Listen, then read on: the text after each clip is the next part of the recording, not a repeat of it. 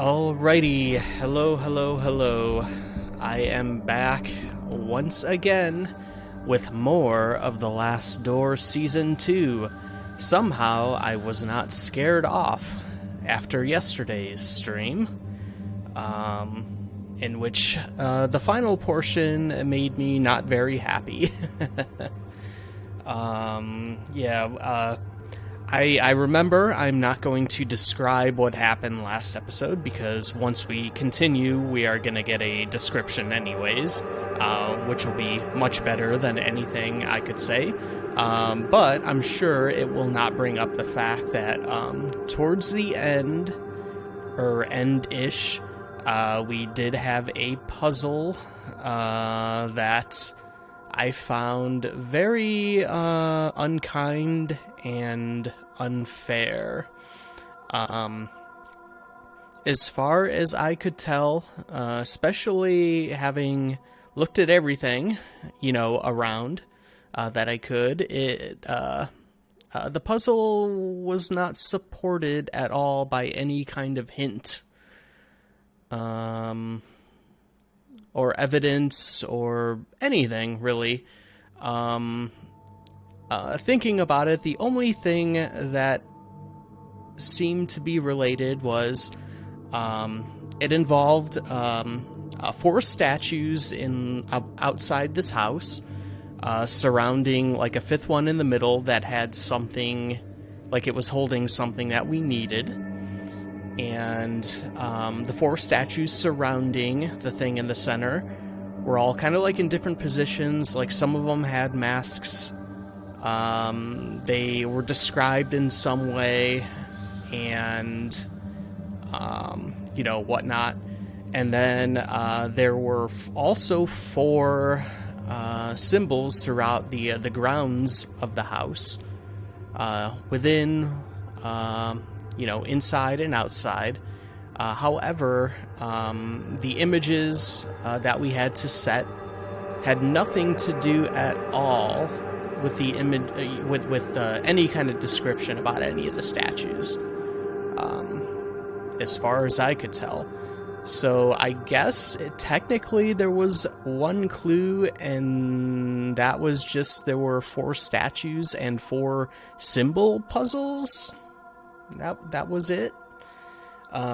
Well, anyways, I was not very happy with that. I ended up looking up a walkthrough because I did not want to spend like an extra hour brute forcing it. And then after that, eventually we ended up in this kind of like cave and tunnel system, and there were doorways, and it was pretty mazy. I was also not so much of a fan of that either, probably mostly because of the awful puzzle that came prior. I was already kind of annoyed. We were already obviously, getting towards the end of the chapter, and I didn't look too kindly on being forced to do a little maze thing afterwards. But what happened at the very end of it was exciting. We got attacked by a creature. Was it a Shoggoth? I don't know. Maybe we'll find out. Or maybe it'll be some kind of, name they'll just make up.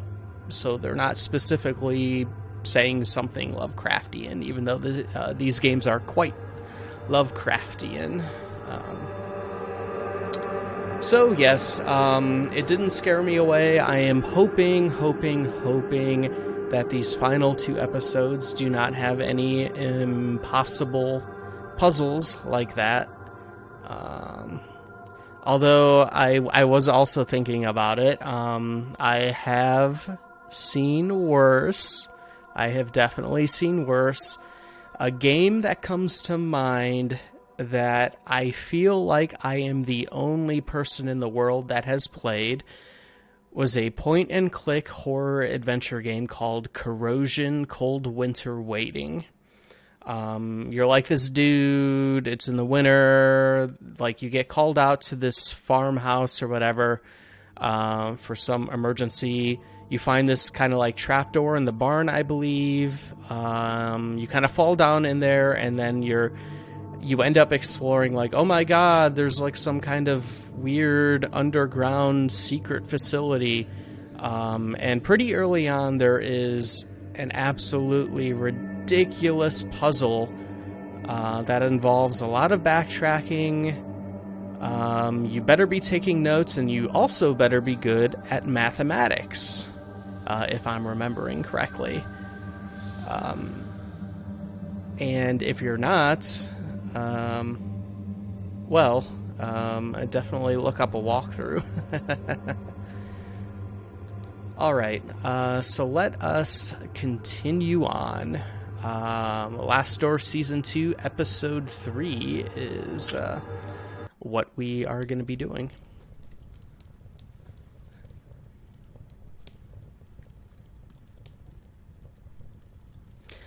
Yes, for some reason, it always just sends us back to the end of the previous one. Yes, we want Episode 3.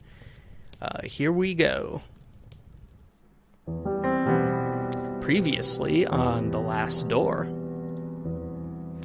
As a necessary step to understanding the mysterious disappearance of Dr. Wakefield's patient, Jeremiah Devitt, the doctor and his colleague, Johann Kaufman, who was extremely useless in the last episode. I have a bone to pick with Johann Kaufman. Visited the manor of Professor Wright. Years before, Wright had been Kaufman's mentor in the occult. Since then, he had been afflicted with a mental condition and could remember nothing. They discovered that Wright's research had been funded by the Playwright, the secret organization led by Alexander Dupre. While Kaufman lay in bed due to a sudden illness, likely story, Wakefield followed the clues left by the eccentric Professor Wright, leading to the darkness of an underground labyrinth. As an aside, I will say, aside from the puzzle that I talked about that I absolutely hated, I did like that a lot of the episode within this guy's manor, it was basically Puzzle House. And that was a lot of fun. I especially liked the scavenger hunt part. That was fun. Everything else, all the other puzzles were actually a lot of fun. Sadly, that last one was not. Let's see. There was something waiting down there, alive but imprisoned in the cave. In the deepest chamber of the tunnel, Wakefield met the dreadful result of Professor Wright's final experiment, which had been an attempt to cross the last door using fear as the key.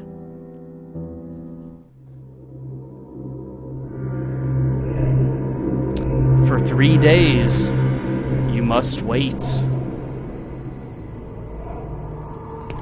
Alright, we got another prologue here. Yeah, this must be like the I keep wanting to say the lost door. This must be like the last door then. I'm assuming we found it. Well, unless you could just kind of like construct your own last doors. I don't know. Alright, let's see what this is. Alone amongst these dead stones.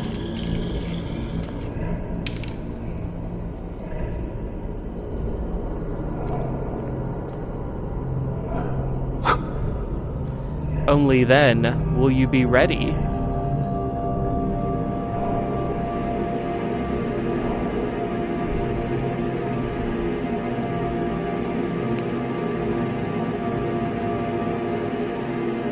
To complete your journey, Mr. Ashdown.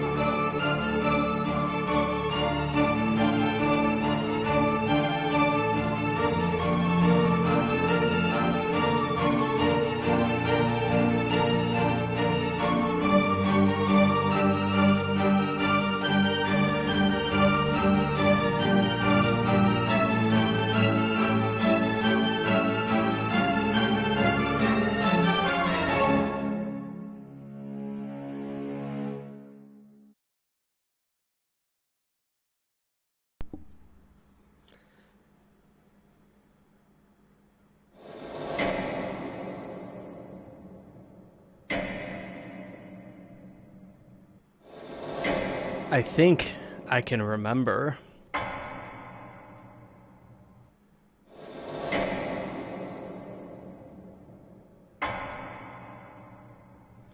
It's Terrible Screech.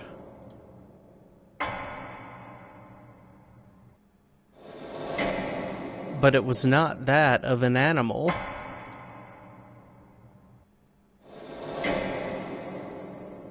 There was something human in it.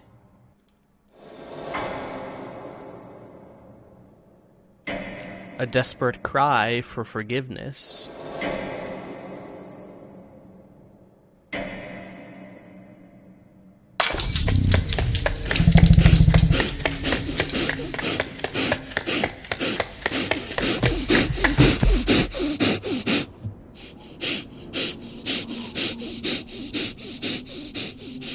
Okay, I guess we ran away from it in the darkness after breaking our lantern.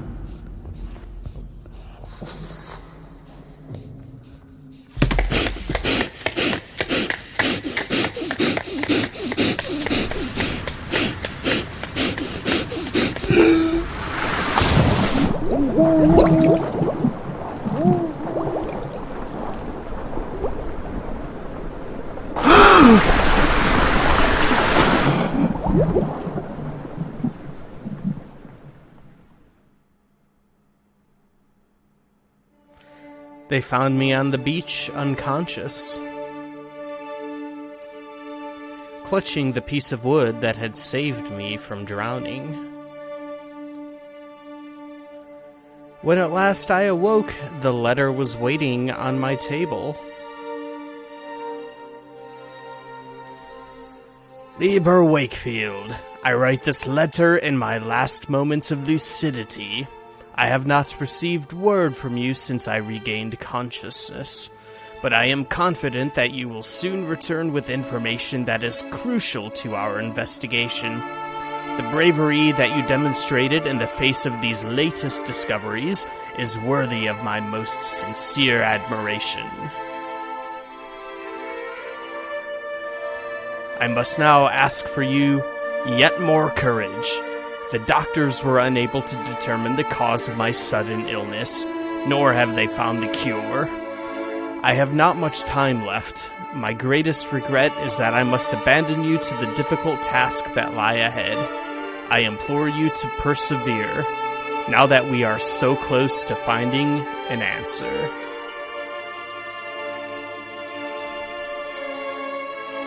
The professor's documents were filled with references to a place of dark legend.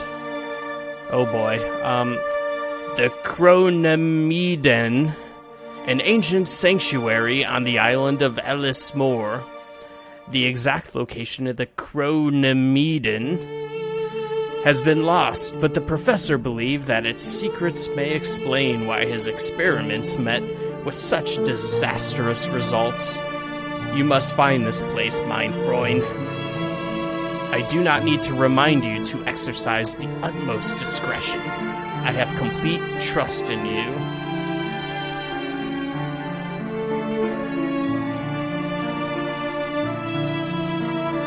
Always your friend, Johann Kaufman.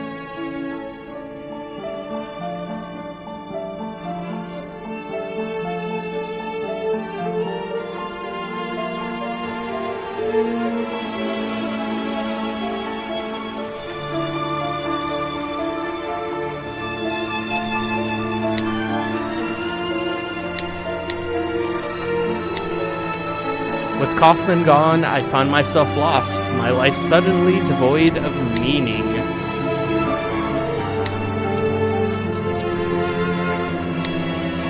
It was as though my friend had written a letter to a person who no longer existed.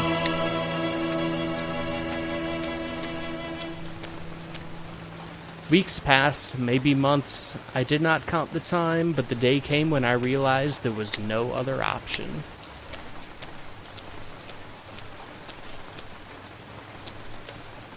To honor my friend's memory, I had to keep looking. I had to find Jeremiah Devitt.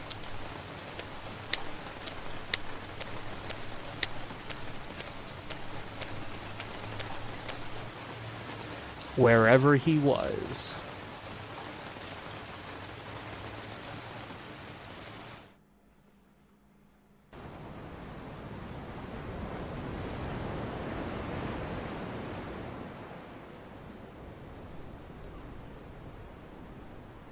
I can see the island in the distance, Ellis Moore.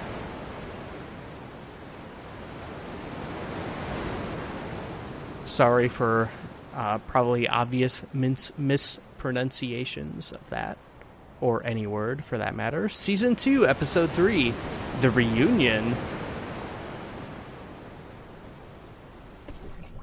Hopefully not a high school reunion. And here we are, the island of Ellis Moore. Thank you very much. So long. Ellis Moore. According to Kaufman's letter, the legendary Chronomiaden can be found here. As Kaufman emphasized, I must exercise discretion. For all I know, the playwright is watching. You got anything else for us? When will you be back? Tomorrow at first light, probably. I'll be delivering supplies and the mail. I will see you then. As you wish, Dr. Wakefield. Alright, let's head inward. Oh, we got someone up here. Are you part of the playwright? Good evening. Visiting, I hope you enjoy your stay. Oh, thank you. Alright, we can go up there. There's some more people over here. Good evening, my name is Wakefield. I have just arrived on the island. Oh, you ought to speak with Lord Donnan, then. I beg your pardon? Lord Donnan, you should see him. What about you? Good evening. Welcome to Ellis Moore. Okay, nothing much there. We got a guy just relaxing. Just hanging out. I guess he doesn't realize that he could be watching GDQ, I guess. Promoting that channel instead of my own. Excuse me. A visitor. Visitors are most welcome in Ellis Moore. Yes, they are. Oh, okay. This, quite a warm community we've boated into. Let's see what's up here.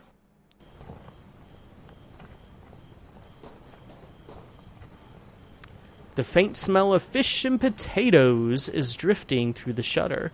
The fish smells slightly rotten.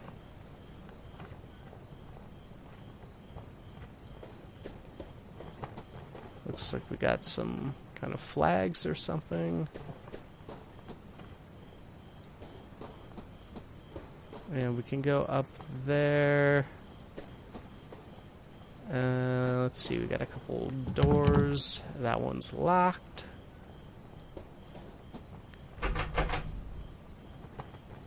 The gate leads to the village graveyard. It is closed and locked.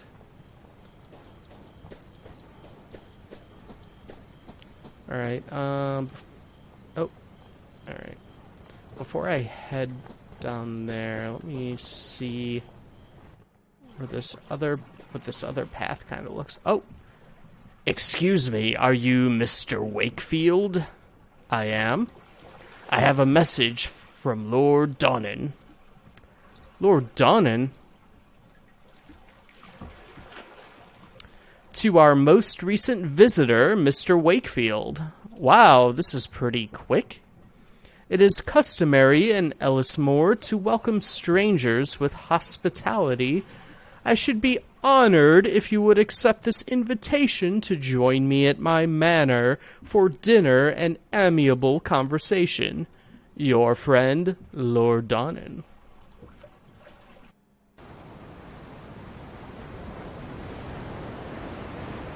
Well, yeah, I'm not ready to do that yet. Let me explore around a bit. Let's see what's over here first. All right. Looks like a broken gate. Looks like the gate has been broken for some time now.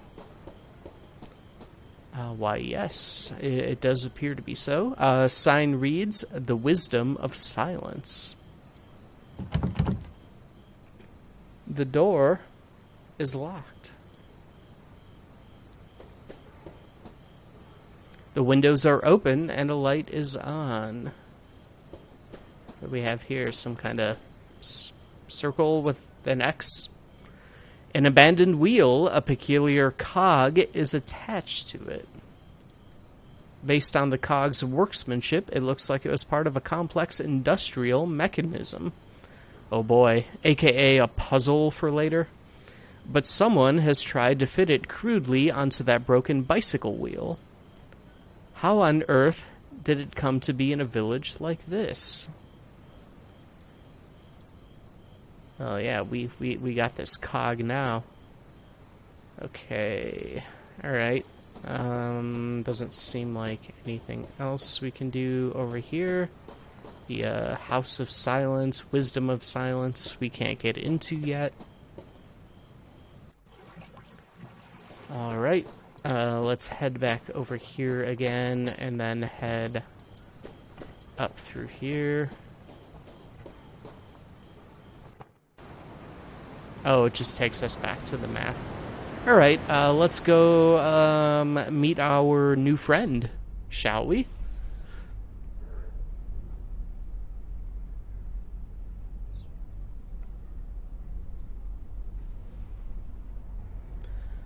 Well, Dr. Wakefield, you are here on holiday, then? Yes, indeed. I have come to enjoy a rest somewhere far from the stresses of city life. I see. Well, if it's distractions you've come looking for, you've chosen the right time of the year for it. These days we celebrate a very special tradition of our kin, something unique. We call it the Festival of Reunion. Fascinating. May I ask, what does it entail? A wicker man. According to tradition, for the next 3 nights, the spirits of reunion leave the confines of the other side. Oh, great, we haven't escaped anything, have we? And roam the hills of Ellismore. We wear costumes and masks, so that the spirits will not recognize us and make us the targets of their mischief. Certain rites take place, too. But I should not bore you with the details. You shall have occasion to see for yourself. Oh, alright. I see a large statue of a person. It is so eroded by the passage of time, it is difficult to tell any specific detail. Let's see, there are 2 engraved panels on the wall. They appear to be ancient, but I cannot decipher their meaning. Oh, we're enjoying an exotic blend of black tea. Let's see, we have an odd mosaic adorning the floor. It depicts 2 snakes biting each other.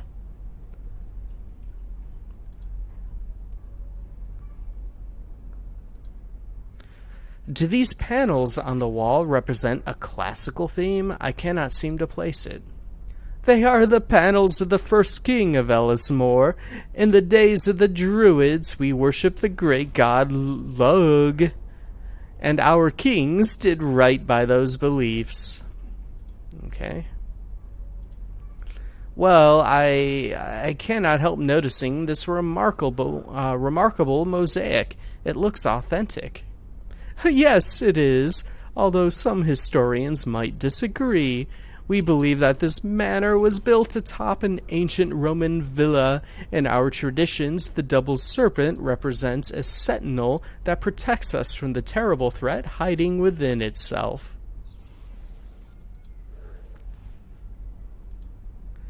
Oh, the statue is remarkable. May I ask what it represents? It is Lug Lamvuhada, a hero and high king of our myths. You seem to be knowledgeable about Ellismore's folklore. I should very much like to learn about the island's history in more detail. It is true that we in Ellismore cleave to the ancient traditions. We haven't lost touch like some of those on the mainland. But I am no expert. If you are really interested, you should talk to Miss Foster. Please forgive my indiscretion, but do you consider yourself a religious man, Dr. Wakefield? I'm gonna say no, because we are a man of science. No, I do not. You seem so certain. Might I ask why?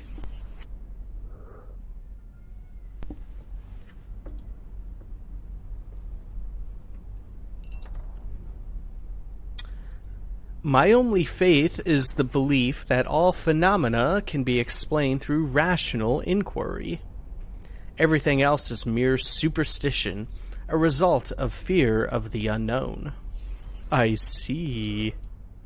Let us take a walk by the lake. From there, we can see the beauty of the island as we talk and be better for it.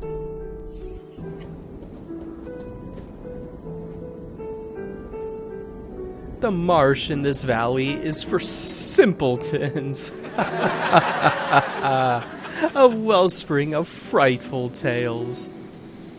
The educated among us enjoy the tales as little more than distractions.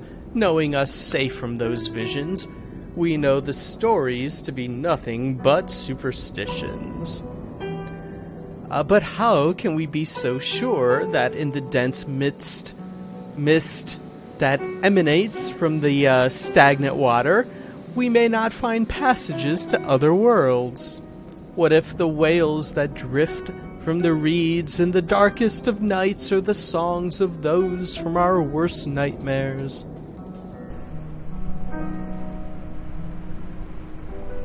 Many of the gods that men worshipped for millennia now lie buried in the common grave of oblivion. In Ellismore, we keep our traditions alive. Oh, they change just as the times do, but they always keep their essence. These are our roots, Doctor.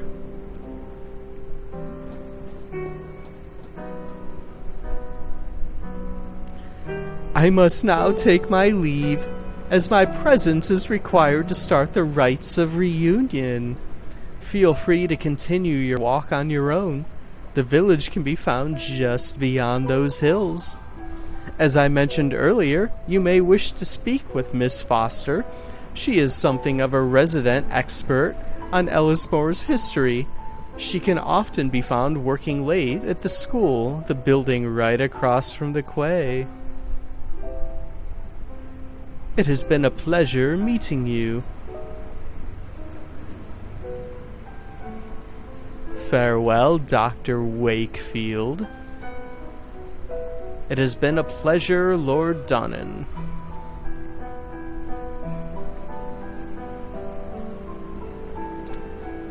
Alright, looks like we are back in control. The water of the marsh is murky and dark.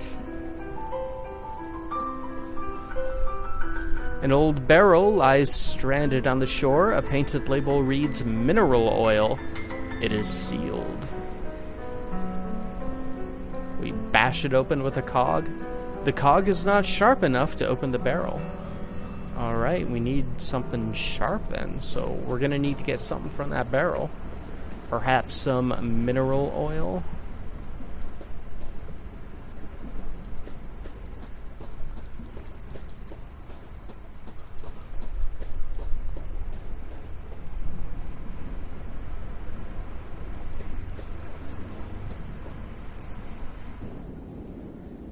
Okay,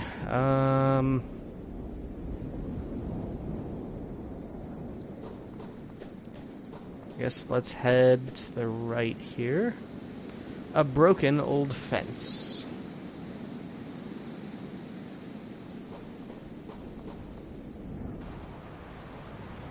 Okay, that leads us to the map. Was there anything to the left first?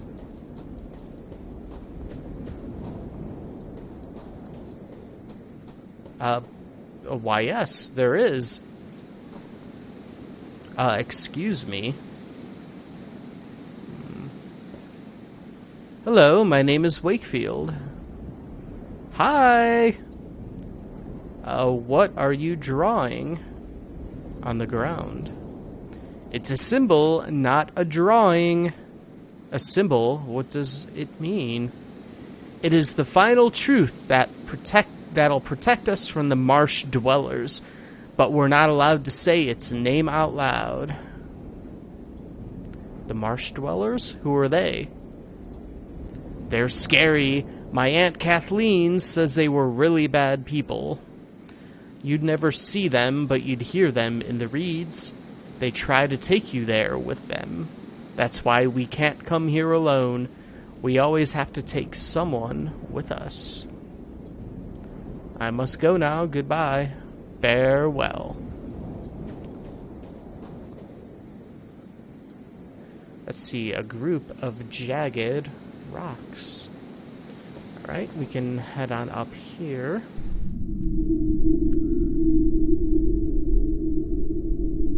Oh boy, this looks good. A huge hole lies in front of me. An ominous, chilling draft issues from within that sends shivers down my spine. It makes me very uneasy. To a superstitious mind, it might seem like a passage to another world.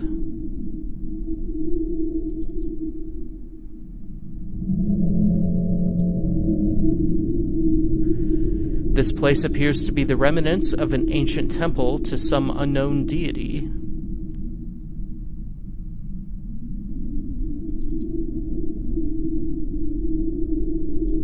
Alright, doesn't look like we can do much of anything here. I'm sure we'll be back later. Alrighty, let's head back to town, I suppose. These people are just hanging out. No reason to bother them any longer.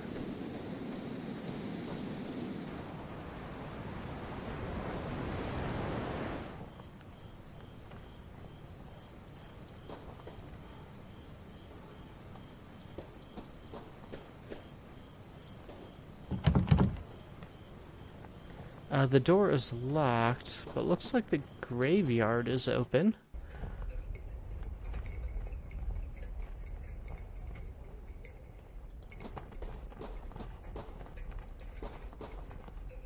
A small mausoleum. The door has a small slot.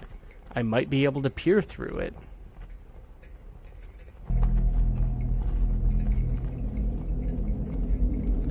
Inside, a candle provides dim light. I can make out a statue of a hooded man. I can also hear someone whispering.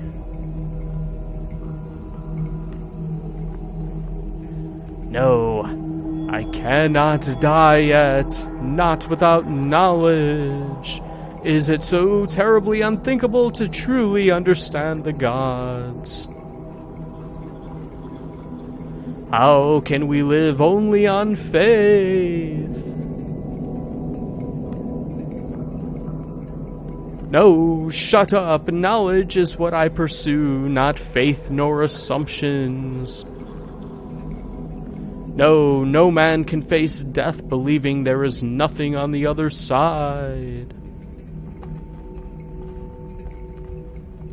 Yes, yes, you are right. Now I understand. All right. Just very, very normal mausoleum there. The epitaph on this gravestone is written in Gaelic. The shadows cast by the lanterns only making the characters more mysterious.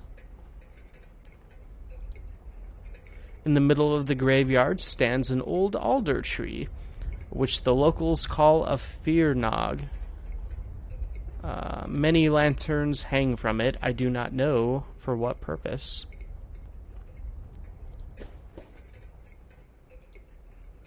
The man hides his face behind a fox mask. He murmurs something in unison with the others. A muted prayer I cannot quite make out.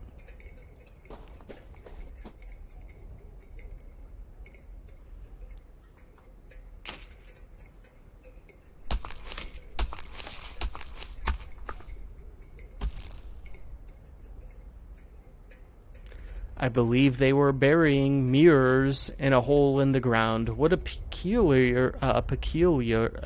I cannot speak once again. Peculiar tradition. Peculiar. Alright, moving on.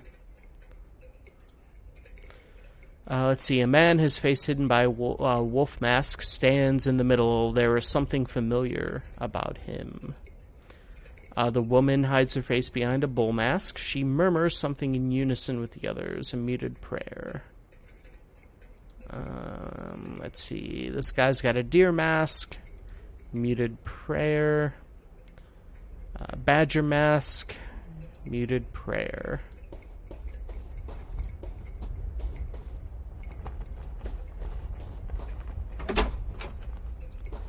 Alright, let's head through here. No matter the strength of structure, all things succumb to time. But whether it was the ages or something else that ravaged this place, I cannot say.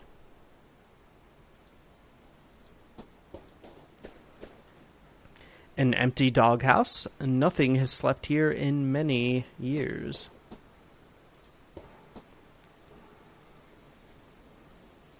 An old rowboat filled with stale water. Something is sticking out of the water. Can we pick that up? A worn-out umbrella. It doesn't look like it'll rain anytime soon, but there might be a purpose for it. Why, yes, we are in an adventure game. Of course there will be a purpose for it.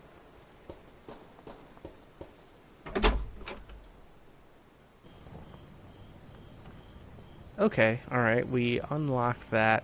Let's head back through there. I think there was another pathway that we can check. Yes, down here.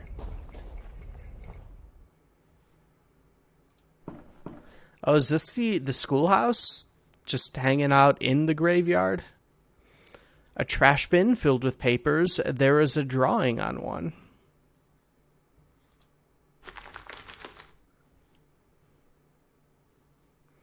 It is a child's drawing. There seems to be a village, a lake, and some sort of creature.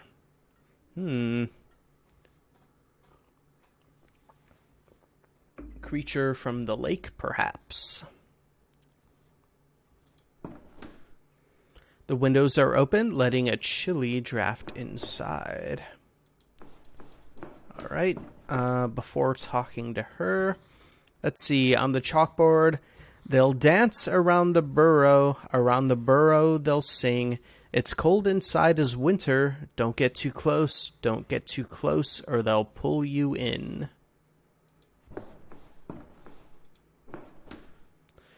A shelf of handmade books with unfamiliar titles, most of them concern strange rites.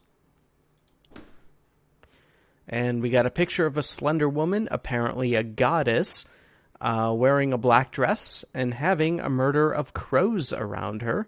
It's signed with the name Badvakatha.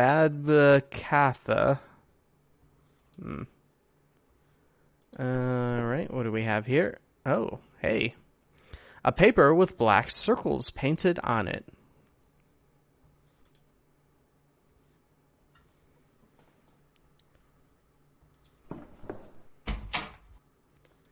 And, alright. Yeah, we got another door outside. Alright, let's talk to Mrs. Foster, I assume. Good evening. To what do I owe the pleasure? I am a busy woman, as you can see. My name is Dr. Wakefield. I have come to Ellismore to rest for a while. Lord Donnan said that I might find you here. Have you met Lord Donnan? It has been so long since I have seen him here in the village. I hope he is well. Oh boy.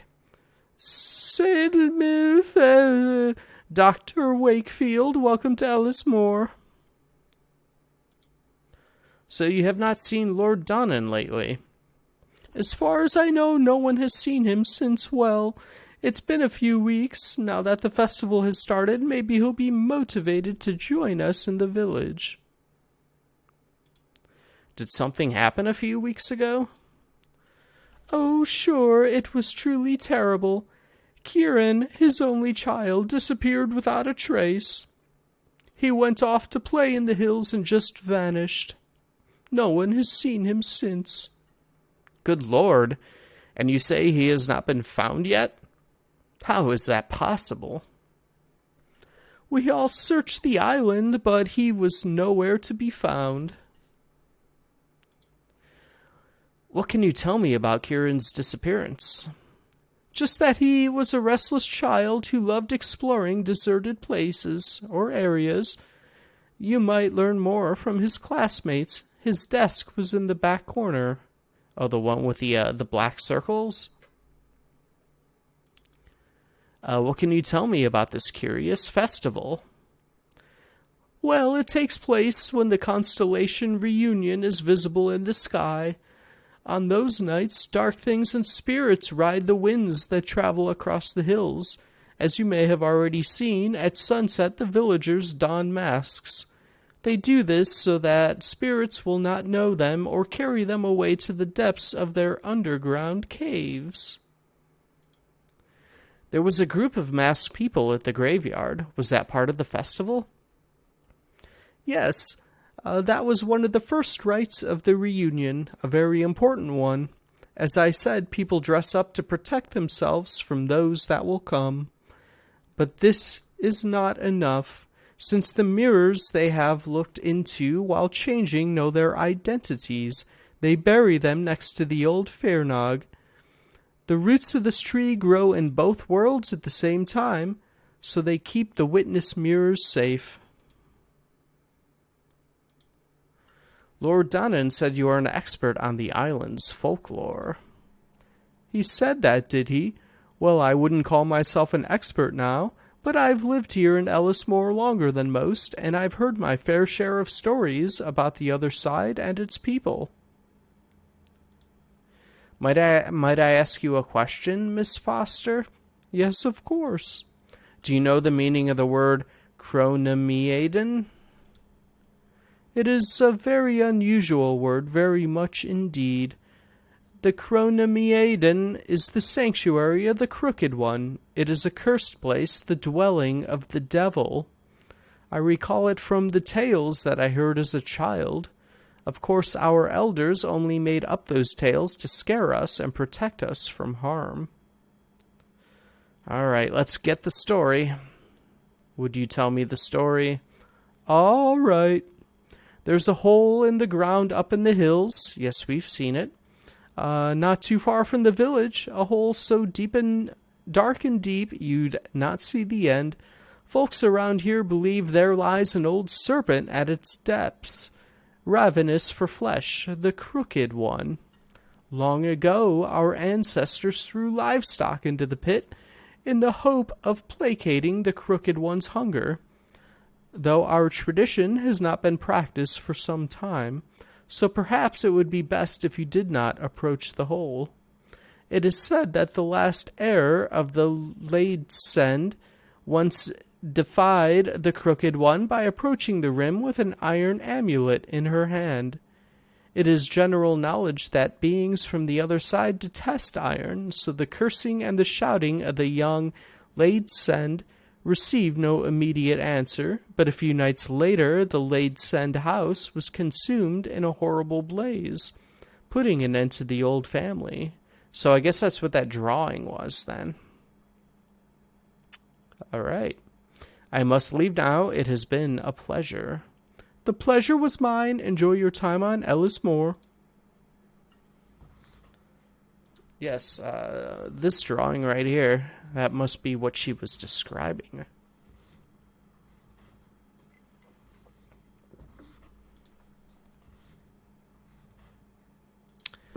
All right, and then we have... Oh, whoa, okay. I guess... All right, I guess I didn't expect that. I thought we were just going to look at that drawing of the black holes, or not black holes, black circles. There's some kind of worm screw inside, the remains of an insect beside it, and some drawings engraved on the desk. I will take the drive with me. It may prove itself useful. Yeah, this thing.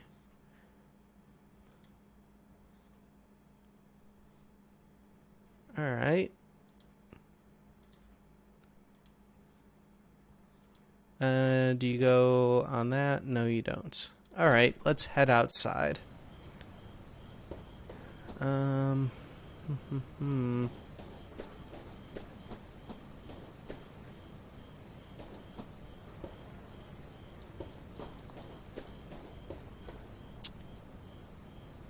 Okay, so what to do?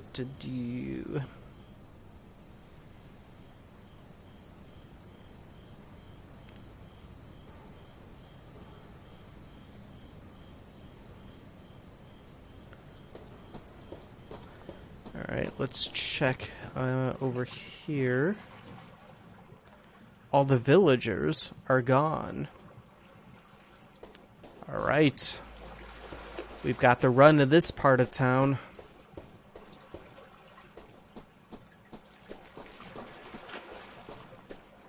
Oh, what do we have here? A bottle is floating on the water. It is caught in the seaweed just out of reach. I think there is something inside. Oh no, what do we do? Let's take our umbrella with the hook handle thing. A paper is rolled up inside the bottle. Gods remain silent as the fog settles. We may look for the king beyond the clouds, but find the queen with a fiery crown. Alrighty.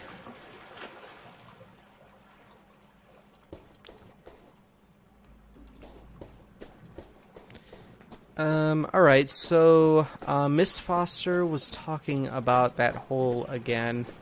Or, well, for the first time to us. We were already up there looking at it, but she mentioned it, so I guess we should probably go back up there.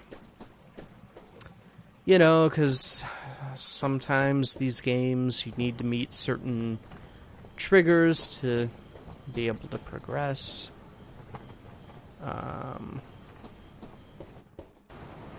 Okay. Yeah, there's the hole right there. Look at that.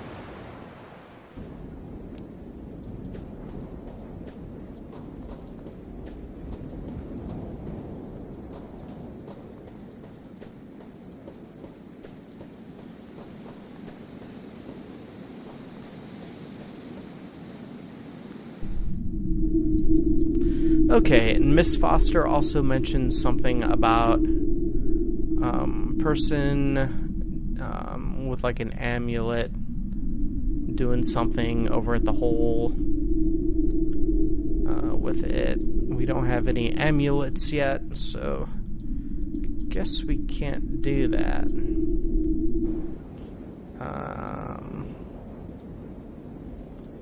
Hey, you like this drawing? I found this drawing at the school. Is it yours? That? No, Kieran painted it a long time ago. The drawing is Kieran's? There could be a clue here of his whereabouts. What about these buildings? Don't know, never seen them before. What is this? That's the burrow of the hill. That one up there. but you can't get too close. The crooked one sleeps at the bottom. Is this the village? Yes, in the Firnog tree in the graveyard. That tree gives me the chills these nights. On reunion, they got them little lanterns on it, and they look like evil eyes staring at you.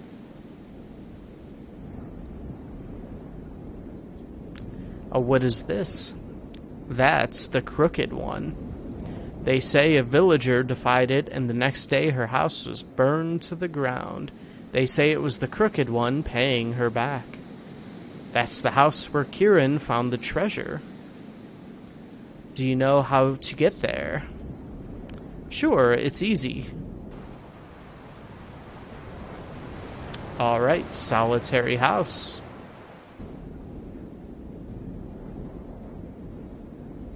Alright, the drawing is gone, so I guess we're done with that.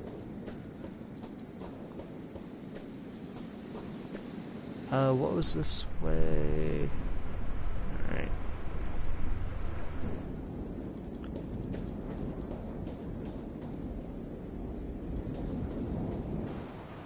Okay, let's check out the solitary house. Oh, hey. Hey there. Alright. Just gonna... A wicker statue sporting a pair of animal horns. The twigs look fresh. Oh boy. Here we go.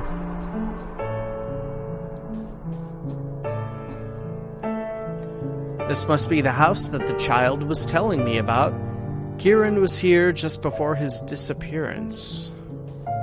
Right, and we have an option to head in. Let me look around first. A mailbox. The envelope is very old. It is stamped returned, and there is a letter inside.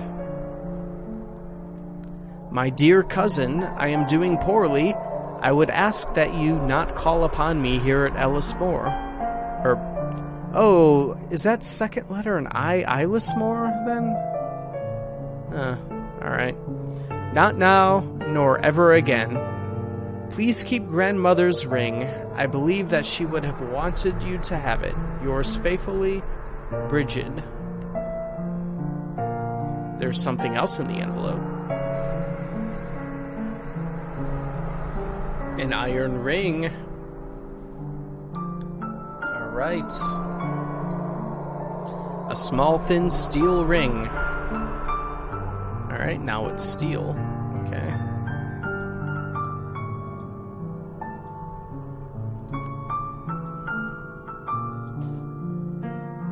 Alrighty.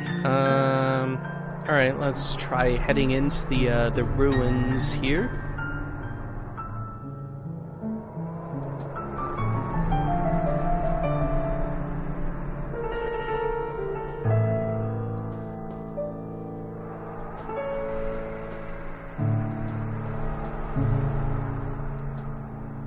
A metal trapdoor. It seems to lead to some sort of basement. Alright. Doesn't look like anything else. Let's head on down.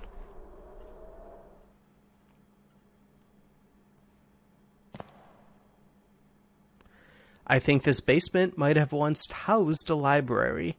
It looks like it was not burned as badly as the rest of the house. Even so, little here remains intact.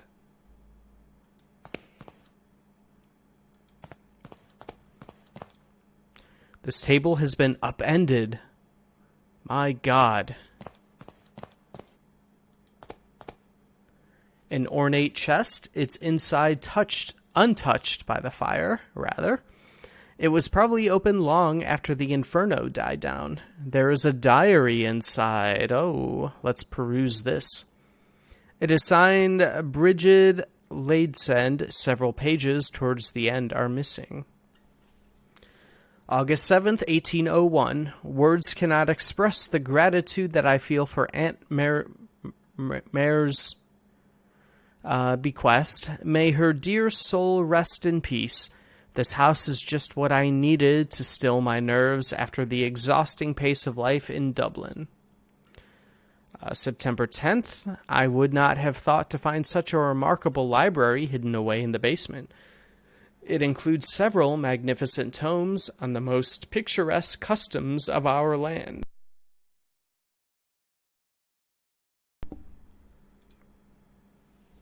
September 23rd, I found Aunt Marie, I'm just going to say Marie's diaries, next to an odd iron disc.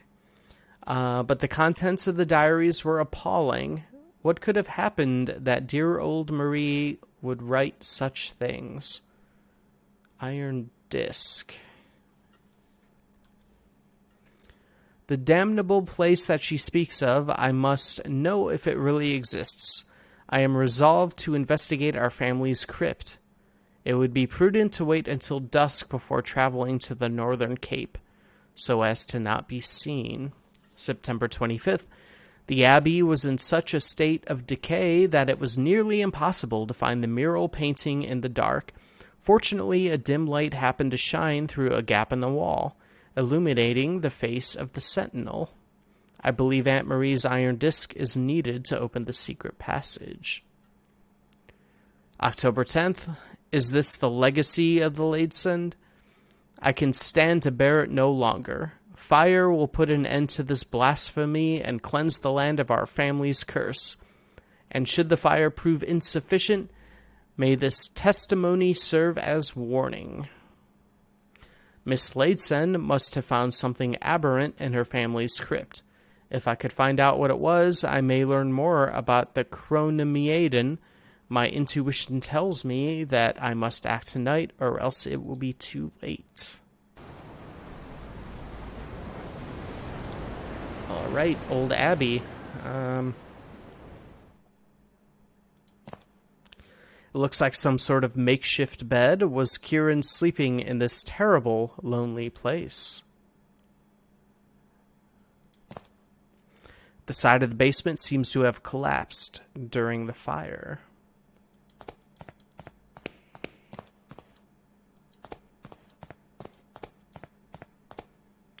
Remains of the books scorched by the fire. Most of the pages are ashy or blackened, so the text is illegible.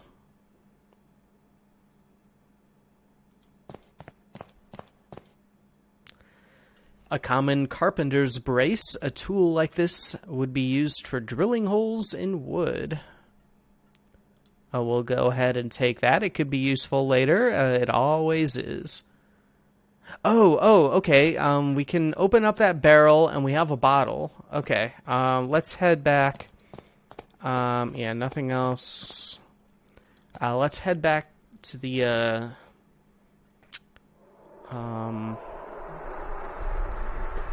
beach, the water. I think it was that. Was it the water area where we were with Donnan? Oh shit! The wicker statue is burning. Who did this? Who indeed?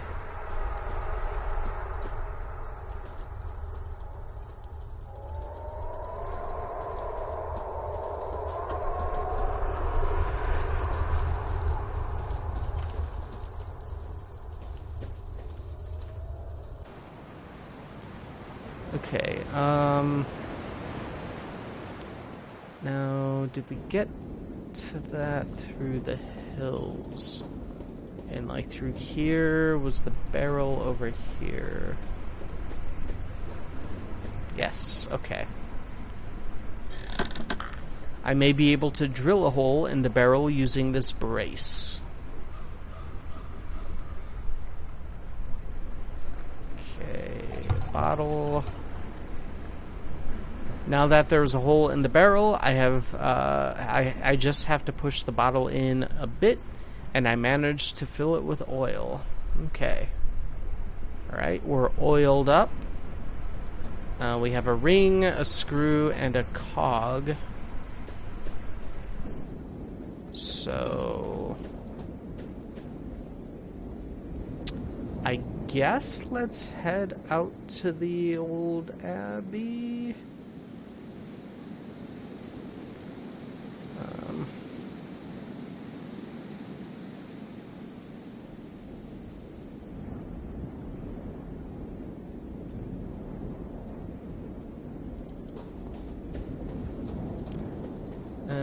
maybe explore around a bit first. What was this? It is a drawing of some sort of spiked circle. Is it the sun or something else?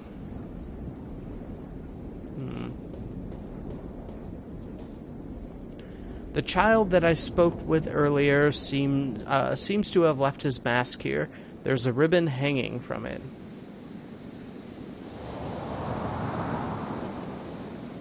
Oh no! Bring it back. Alright, where did you go? Where did you go?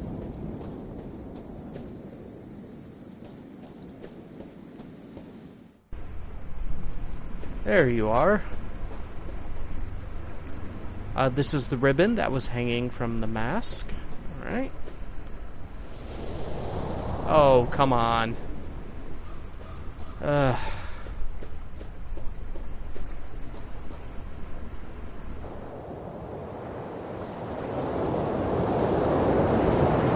Oh, I can see a lighthouse in the distance. I guess we're adding that to the map.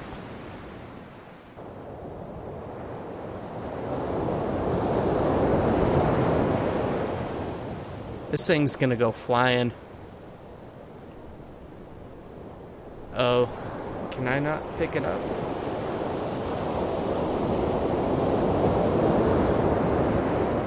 Oh, wait, here we are. A red ribbon. I think it was part of the child's mask that was left behind in the hills. Alright, let's see.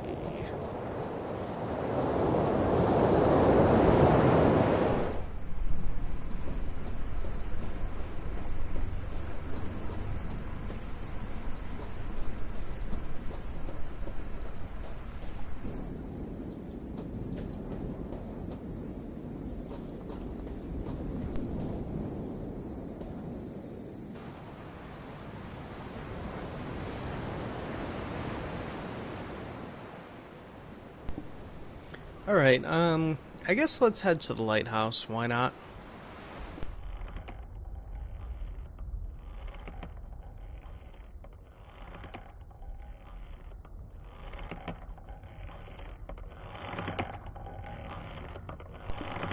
Oh boy, oh boy.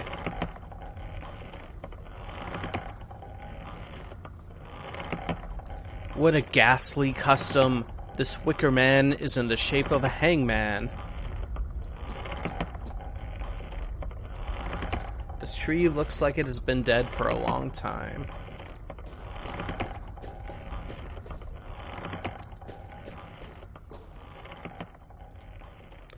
Let's see, a strongly built lighthouse. It looks like it's in very good condition, despite the thousands of storms that it must have withstood.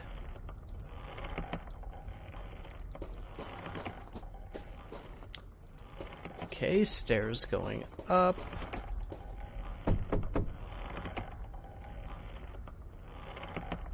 No one is answering. I guess we'll head on up.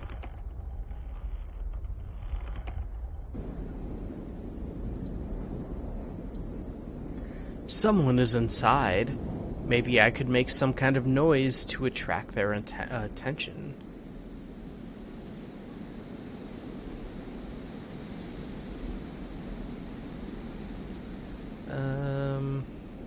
What do we have here?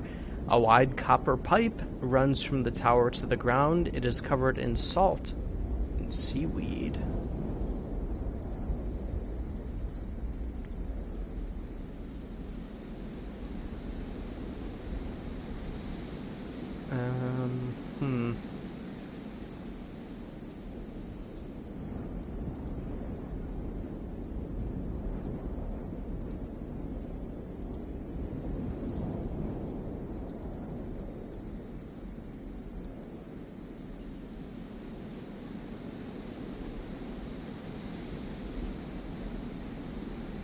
Oh wait, I can interact with it. I always forget that.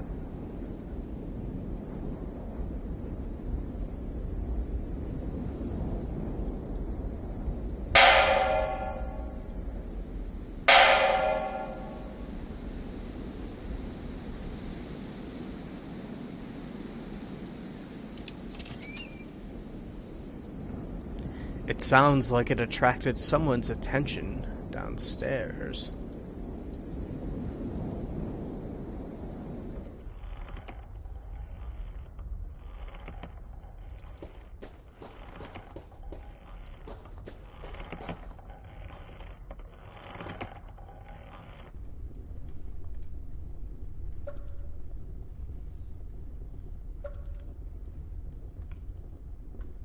Alright, as usual, let's have a quick look around before we even acknowledge this guy.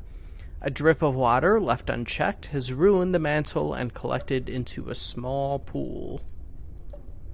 A few logs and cords of firewood.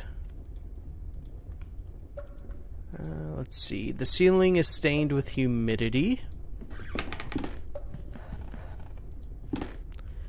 The small stove hardly manages to warm such a spacious room. A portrait of a bearded ship's captain done in oils, the varnish has darkened his features considerably. I would like to visit the light room, may I? And what would you see up there? The mechanism is a mess, and there's not even a light anymore. Good way to start the conversation, alright. Let's talk to this gentleman. Good evening. Would you happen to be the lighthouse keeper? My name is Wakefield. A stranger, and what would he want from me? I'm a visit to Islasmore. This lighthouse caught my eye. And since it's dark, you thought it to be abandoned. Well, it is not. Even though I can barely see a thing, this is my house. Why is the lighthouse lamp not lit? Is it not dangerous for the ships? Do not let it concern you. Many years ago, the sea lanes were altered to avoid this coast. Now it's rare indeed to see a ship in these waters. After the accident, the lighthouse was never repaired. Was there a failure in the lamp's mechanism? Precisely that. One stormy afternoon, I suddenly heard a strong noise up at the light room. The clockwork mechanism had stopped working and the lamp was off. I had never seen a failure like that. I could not get the lighthouse working again. You say you had an accident. What happened? I was checking the lenses because the failure looked so very strange, and I was worried. All of a sudden, the light must have turned on. I was blinded and can see nothing but fleeting shapes ever since. Has nobody tried to fix the lamp since? No, no one in the village is interested. For them, the more isolated Islasmore is, the better. They do not care about ships or accidents, especially Lord Donnan. He sees anything coming from outside of the island as a threat. I understand. Do you know anything about the disappearance of Lord Donnan's son? A tragedy it was, a strange one, but a tragedy nonetheless. What was so strange about it? I just find it a bit suspicious that it happened so close to the reunion. It's too easy to be keeping secrets during the festival, being how everyone is afraid of leaving the village those nights. What do you mean? Look, folks here are too gullible. They'll do anything to protect themselves from their strange fears. They'll not eat corn nor drink milk, or they'll dig graves for their mirrors. And of course they'll avoid standing near a Fairnog too long because, though the fiends cannot touch the tree, they're attracted to the smell of its resin. But surely it's all nonsense. Look, it's really easy to prove it all wrong. Just don't follow the rituals. You're a stranger to our ways. Have you seen any of the things I mentioned? Well, I did see a group of people in the village burying mirrors. Exactly. What do you think would happen if you unburied those mirrors? That a band of goblins would come up out of the marshes and steal them? Nothing but nonsense. Well, I don't know, because we've seen some pretty strange things so far.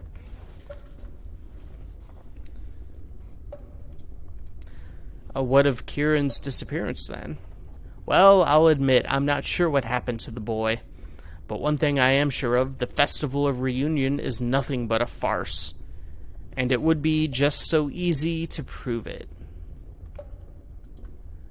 Might I go upstairs and see the light room? Even though the lamp is off, I should like to take a view of the surrounding countryside. Well, I do not think you will see anything, really, but if you are so interested, yes, I guess you may. Thank you for the pleasant conversation. I must go. Alright, let's head on up. Yes.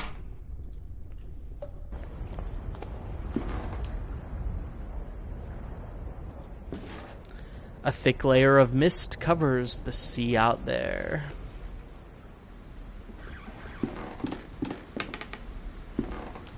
The clockwork mechanism that causes the lamp's reflector to spin, however, I think that something is missing.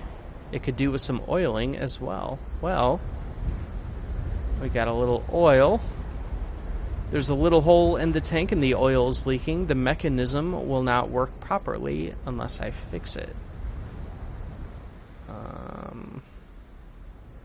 We'll clog that up with the ribbon, I guess.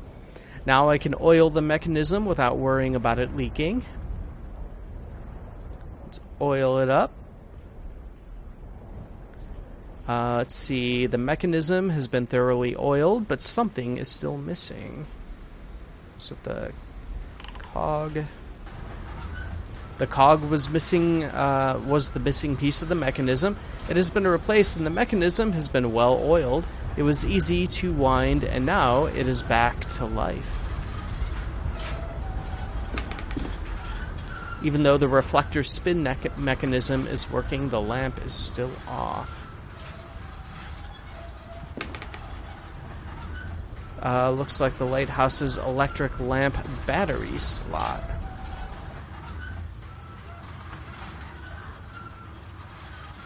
Let's see. Looks like the lamp is lit by some sort of electric switch. However, its battery is flat. Perhaps I can find a way to recharge the battery.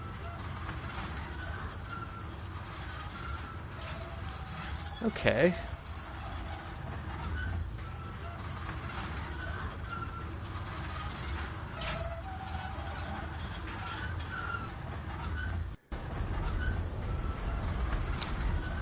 All right.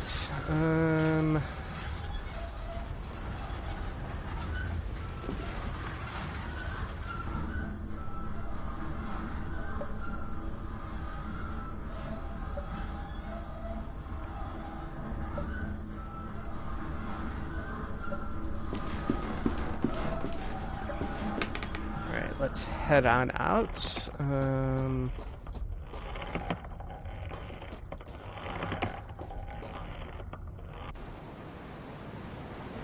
Let's check out the manor again. Or I guess kind of for the first time since we started already inside. This seems to be Athena, goddess of wisdom, war, and the arts. She is dressed in armor, seemingly ready for war.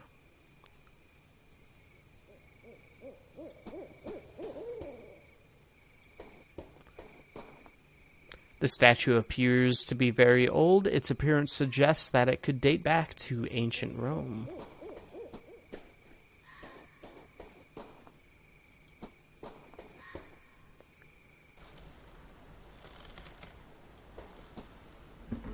It is a safety bicycle. I still do not understand how they managed to keep balance with such small wheels.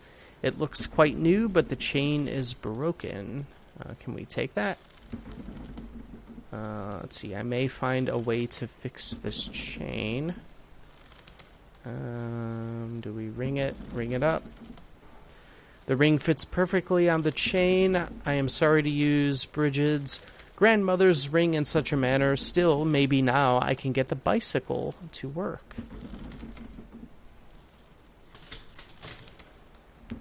The tires are too threadbare. I don't see how I can ride it safely, but at least the chain rotates. Oh. What was that?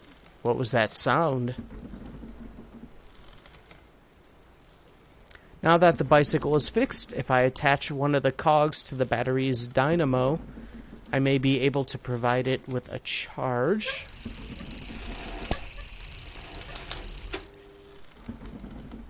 I managed to charge the battery by attaching the dynamo to the bicycle's cog. Alright. We have a charged up battery.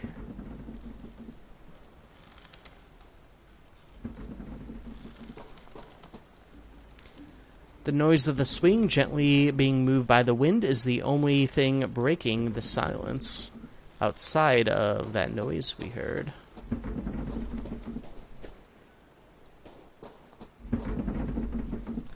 The mill wheel, something is preventing it from spinning.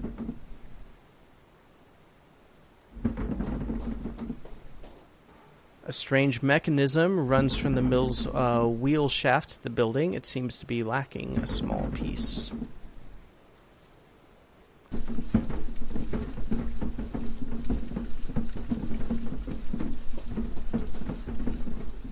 Now the water wheel is working.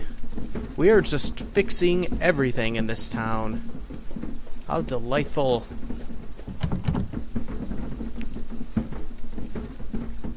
Kieran's playroom is written on the door in hand-painted letters. The door is locked. Alright, well, I know you're missing or whatever, but I'm sure you'll appreciate that we fixed your little mill wheel thing. Let's head back to the lighthouse with our recharged battery. I'm sure the lighthouse keeper will appreciate all the...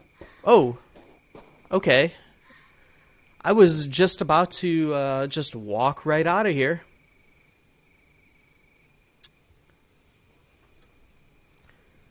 There was a statue here before, and now there's a wicker man.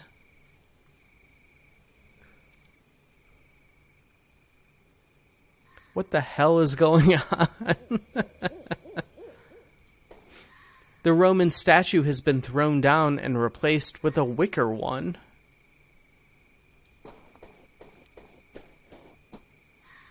The Roman statue lies shattered on the ground. To destroy such an ancient statue, could this really be part of the festival?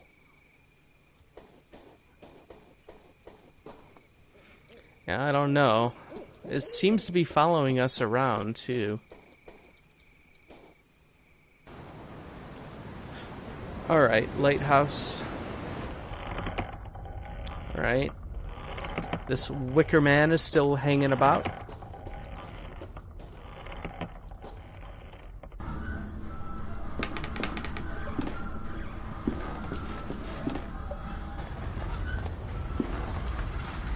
Alright, let's power this light up. Hopefully the battery has enough charge to keep the lighthouse lit for a few hours.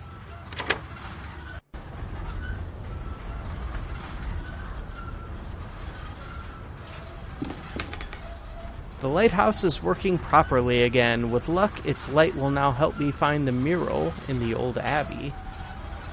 Oh. Was that what we were doing? Am I doing things out of order? No. Alright. Well, alright, good thing I did that anyways. Let's see. I cannot be! I never thought I would hear the rhythm of my beloved lighthouse working again. You don't know how grateful I am. For years I've longed to hear those marvelous sounds, memories of a better time. Alright, see you later. Our work here is done.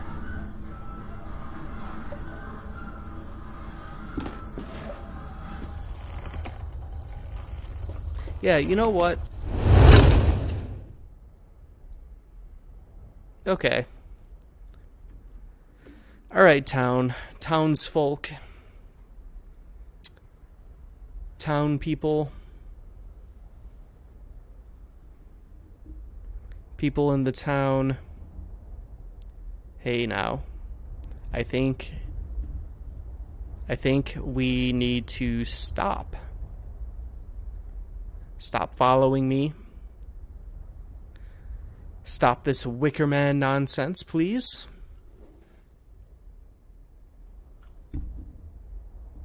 It is not cool. The rope gave way just as I passed.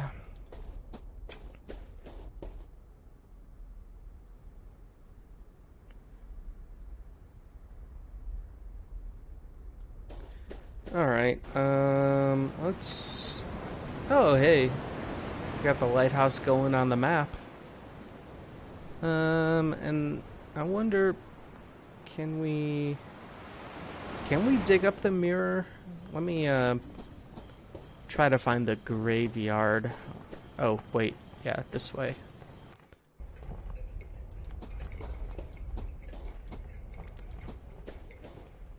Really want to dig it up now because their nonsense is annoying me. I'm just a fancy gentleman on a vacation.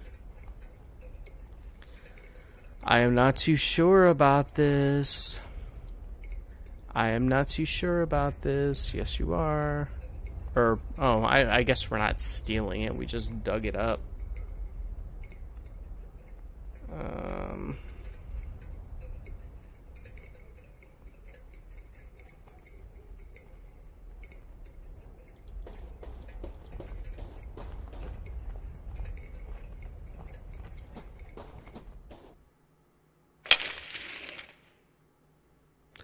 What was that?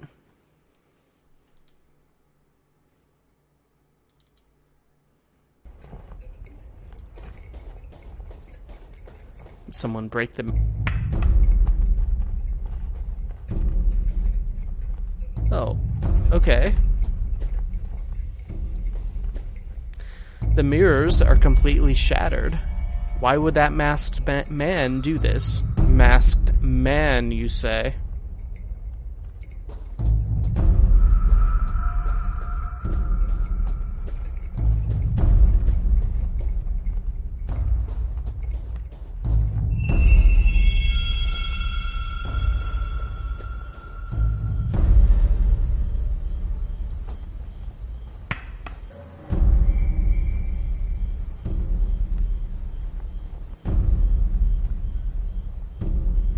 It seems to be heading east.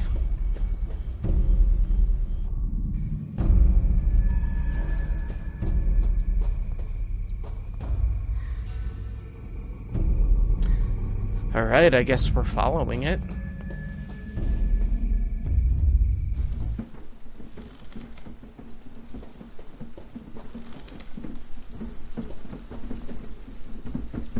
Oh, okay, this is open now.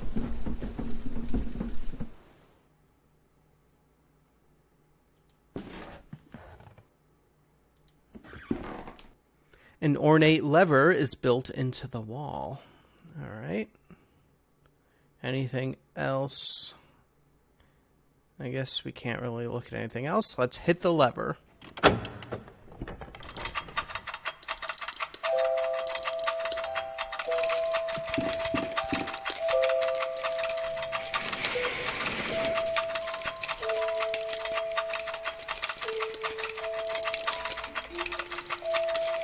A doll's theater lamp spinning around.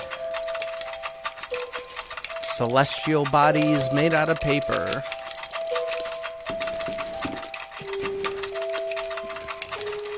A painted man-sized wooden doll. It represents a king.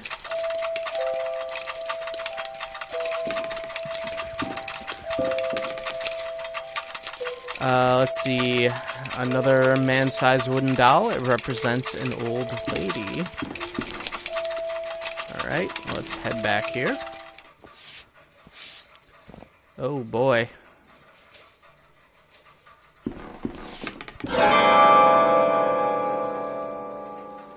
The stranger's mask is lying on the floor.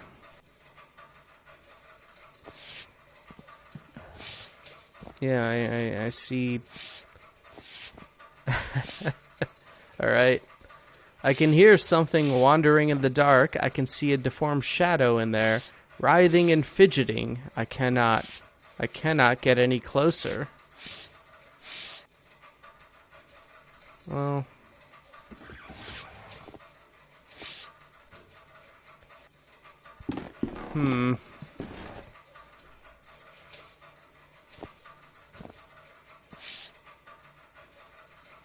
Oh, we can pick up the mask. Oh, something is underneath the mask. Alright. An old iron disc. A drawing of a spiked circle is engraved on it.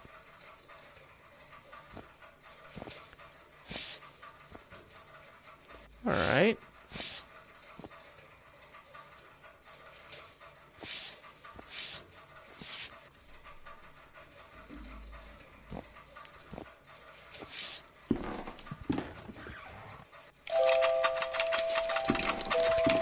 Let's just get out of here.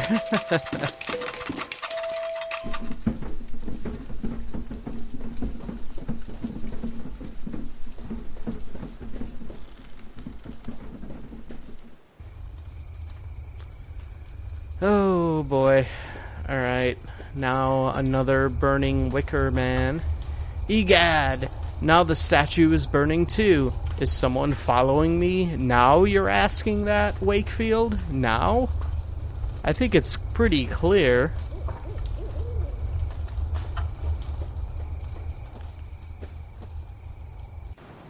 Alright, let's head to the old abbey. Oh look. Another one.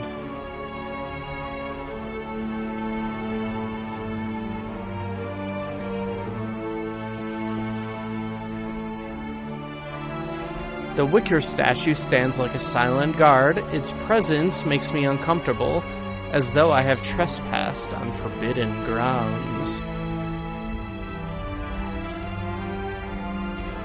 I guess all the other grounds we've passed through were also forbidden. There's been a lot of wicker people.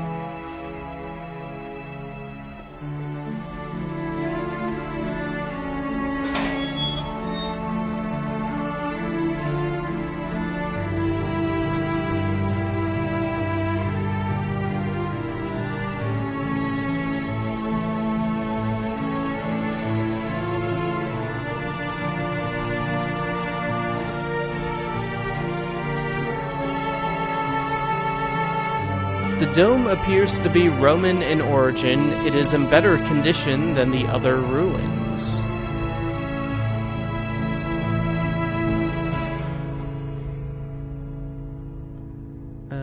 Oh, wait. Okay. The light has revealed a mural painting on the stones, just as it did for Brigid nearly a century ago. According to the diary, the light from the lighthouse revealed the eyes of the sentinel.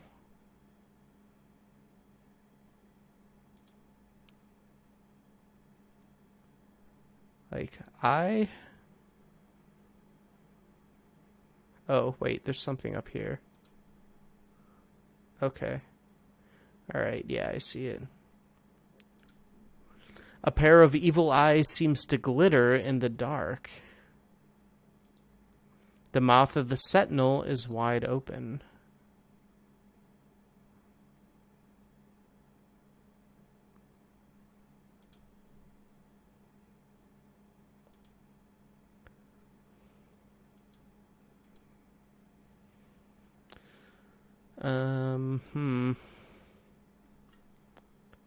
So am I supposed to...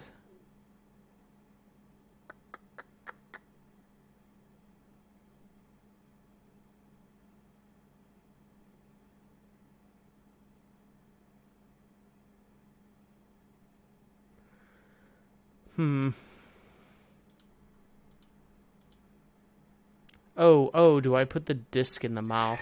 That's right.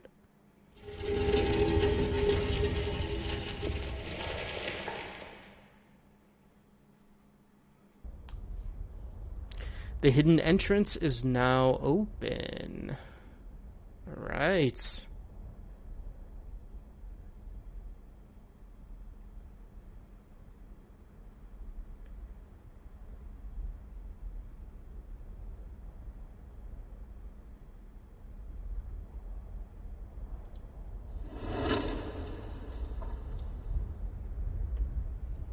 What was that sound?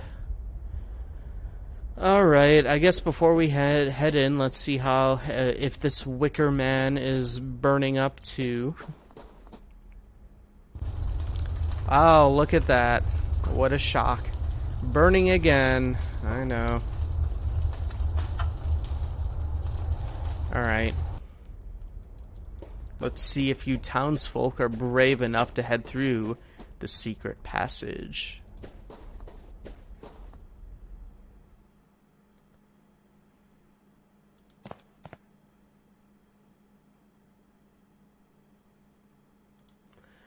The symbol looks familiar, a spiked circle. It could be the sun.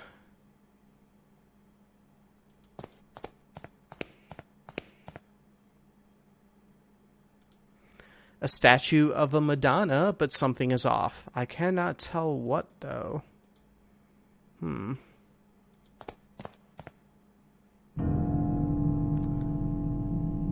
tunnel descends deep into the earth. Will I find the Ladesend crypt at the bottom? Or something? Dear God, I am reeling. Kaufman, my friend, your faith in me was misplaced. I cannot. No. I will persevere. Alright.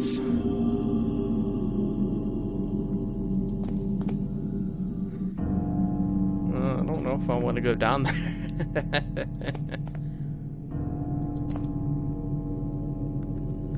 Alright, let's go, let's go.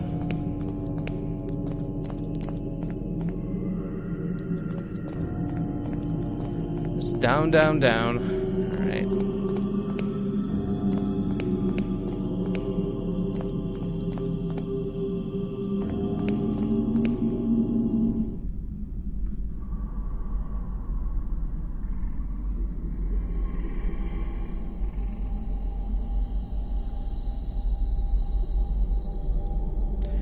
Let's see, a small coffin, half rotted away. This coffin is covered in ashes.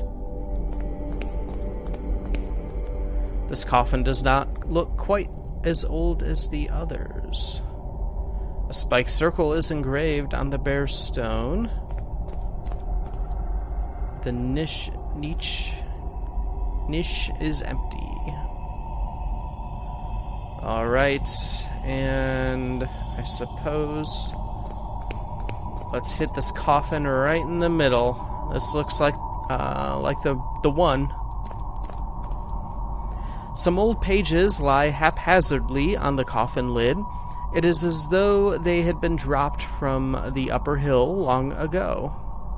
Oh, okay, so this must be the bottom of that big hole then. Alright, yeah. Obviously from the cutscene, yeah. They bear faint notes written in a trembling hand. Down in this unholy burrow, in the feared Chronomiaden, our worst nightmares crawl and die. Resting down here are the dauntless, those who dared enter the lair of the snake and the bird. Each of those men and women crossed the path between. They walked through the mist to the other side, where the ultimate truth screams in terror. And then they returned. These are my ancestors. Amongst the dead stones of the Chromiaden lie the proud Ladesend, reduced to something far worse than dust or ashes. Could that blasphemy in the coffin be Aunt Marie's true legacy? No, I shall not accept this fate for myself. Well, let's check it out. The engraving on the coffin is so badly eroded that the name is barely readable.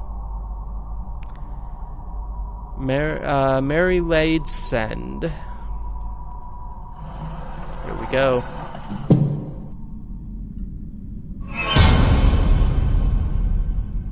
Oh.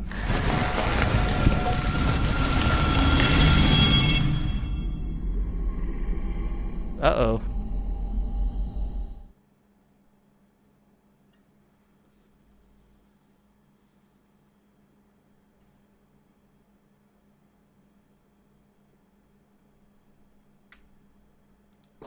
Oh, I can move in the dark? Alright. I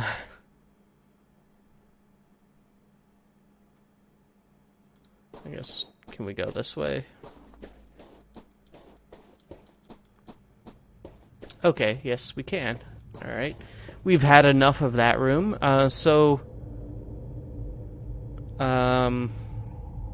Old Marie.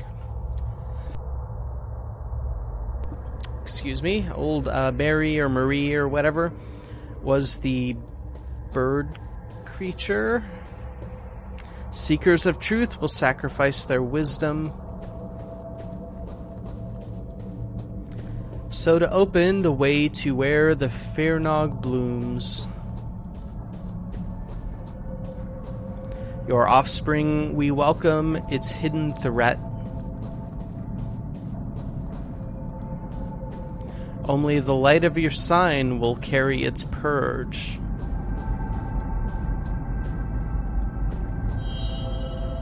Oh boy. Alright, let's keep going. Oh boy. We didn't do anything. I didn't do anything. Just, fancy gentleman on vacation. That's all. That's all. Just, out for a nighttime walk. Just, minding my own business.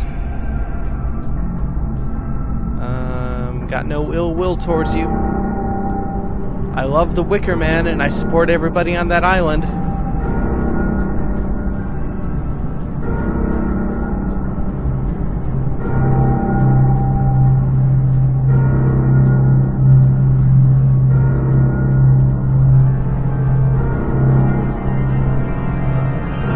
Not even looking. Not even looking. Just walking. Out for a walk. Evening walk.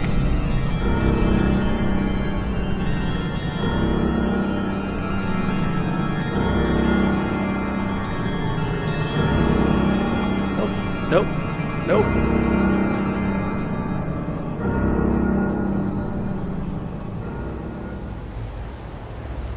Oh. Made it. Safe.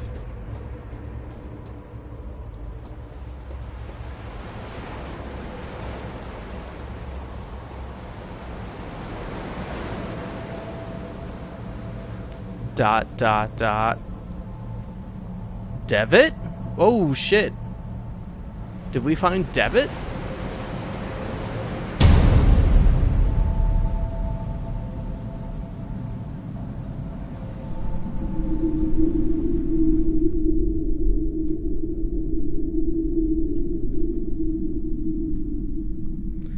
The adventure continues in the season finale.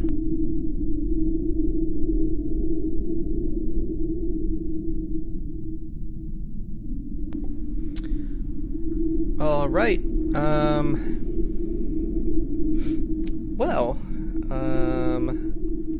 That was actually a lot quicker than probably the first two episodes of this, so yeah, I guess we must just be wrapping up. So I think I will continue streaming. It's only been about an hour 43, as opposed to like 3.5, trying to do one episode like last night. I am just going to take a quick restroom break for about a minute or so. So I will be right back. We'll play through the season finale.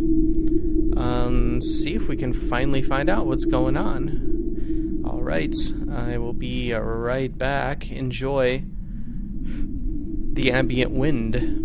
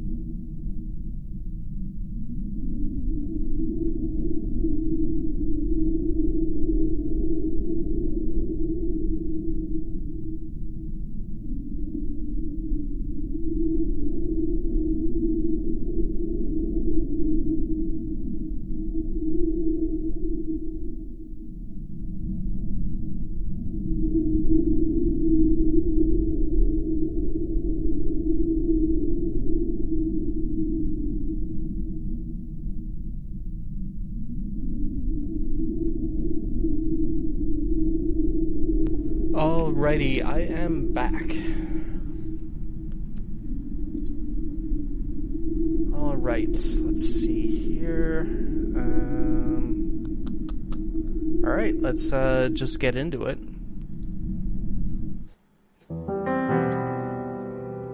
Previously on The Last Door.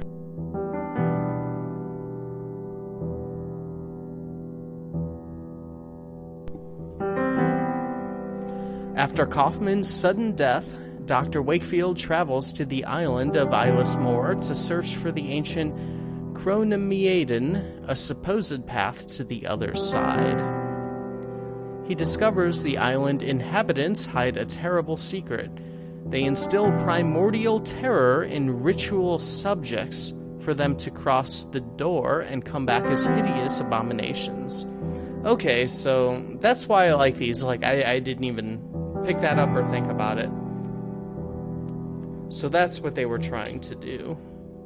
To us, I'm assuming. Wakefield is himself subjected to this ritual and transported to an endless land of fog. Oh, so we did cross. Alright. Where he finally seems to meet his missing patient, Devitt. Okay, alright. Let's get into it. He must be stopped.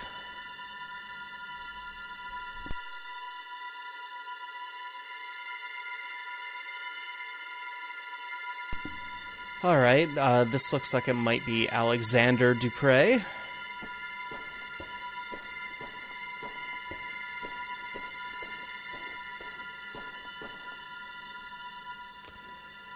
We have not come this far.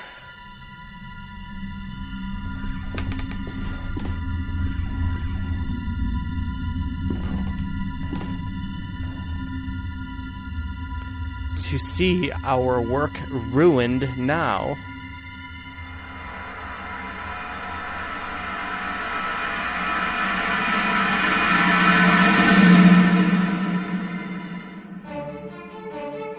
Oh boy. Alright, looks like we're in endgame now. Or at least end episode.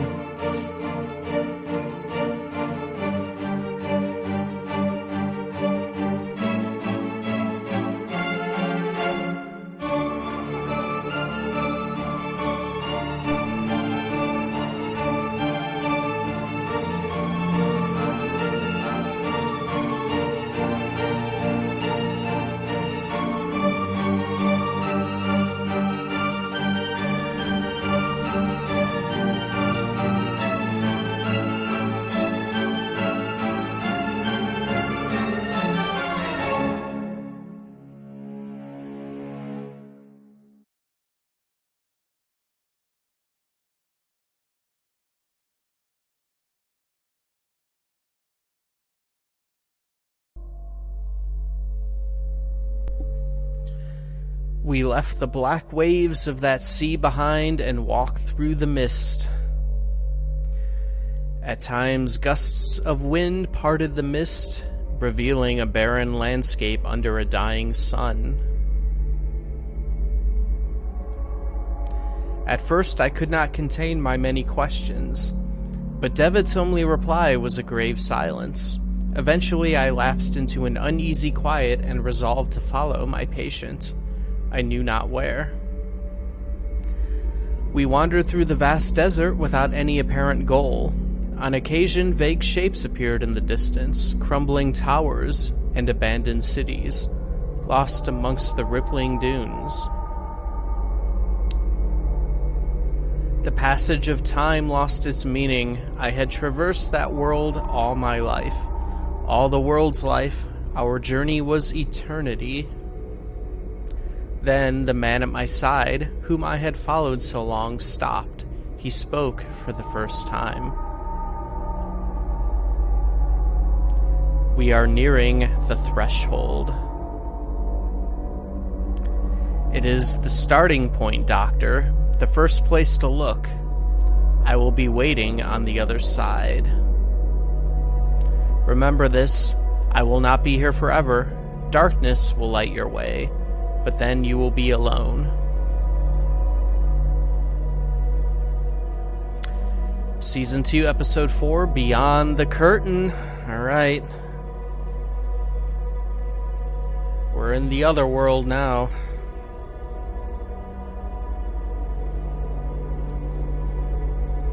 Alright.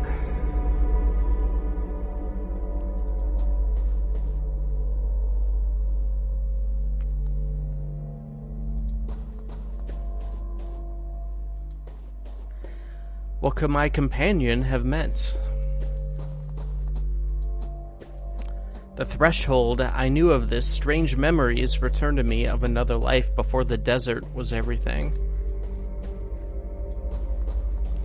And those cryptic words, darkness will light your way. It was not the first time I had heard them. They were from a dream, a terrible dream, when I had begun to follow the trail of my missing patient, and taken my first steps to uncovering the secret world of the Veil.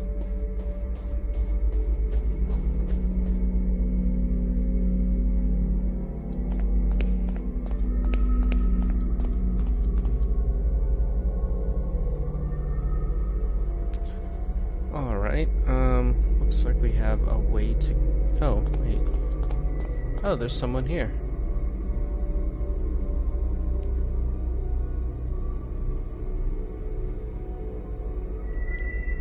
Let's see. In this place, the ancient shadows created by human reasoning tremble in sheer terror. Its name is Xylathal, the Last Curtain.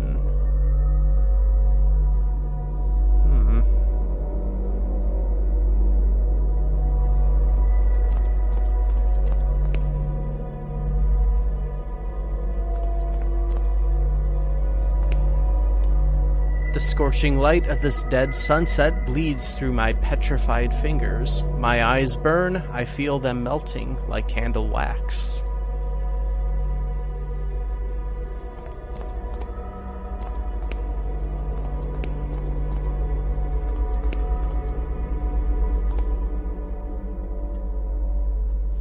These ruins, built by beings long forgotten, grant access to the last threshold. You are welcome to enter the ruins, but you will need to find your own key in order to reach the threshold.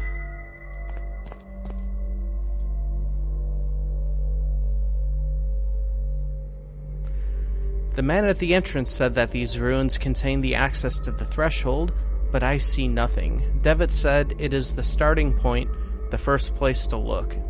Darkness will light your way. What did he mean? Alright.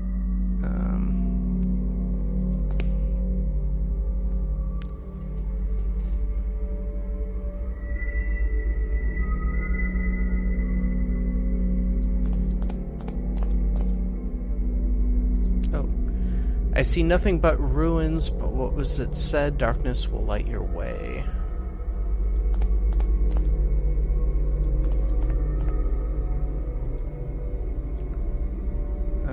Alright, what is this here? It looks like a poster for a theatrical show, but it has neither a title nor a date. Perhaps it will prove useful. Looks like there's a hole over one of the heads.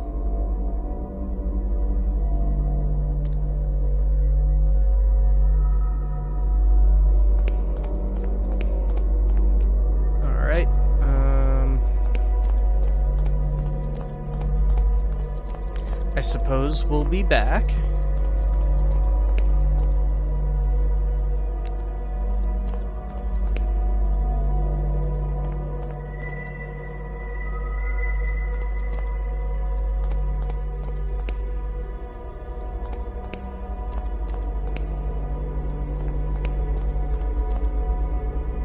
Alright, let's see what's up here.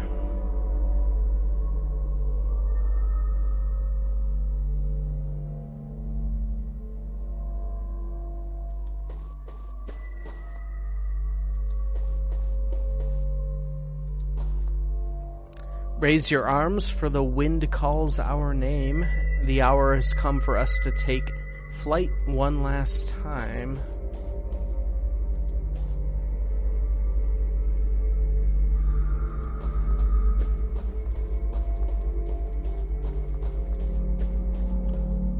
Oh, thank God, a house. Something I know.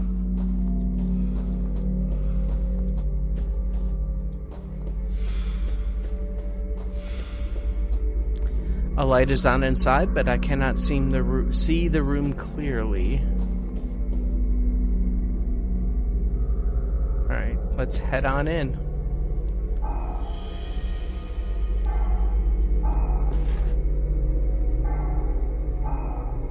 Oh, is this like a Dark World version of Alexander's house in, like, episode 1 of the first season of this game, maybe?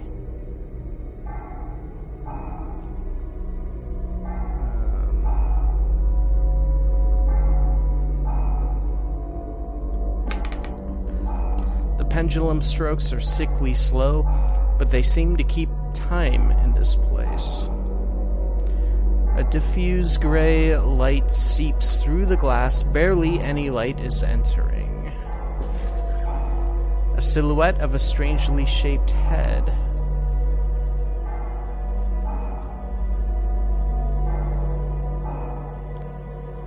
Yeah, it seems more like a head with a hand coming out of someone's mouth. Alright.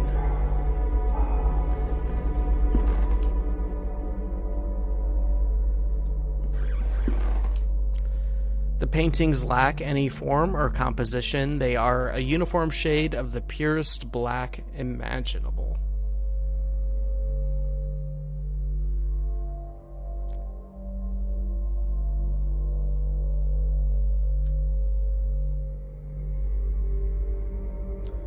Alright,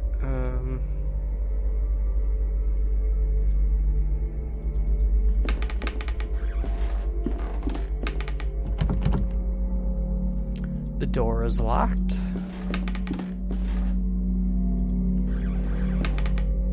There's something inside the birdcage. It's some kind of root. It seems to have a human shape.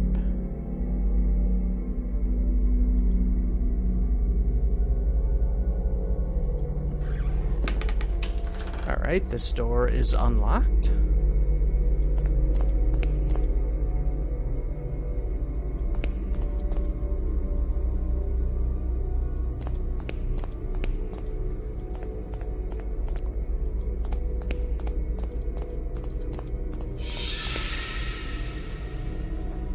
There's something inside that cage, a shadow staring at me with dead eyes.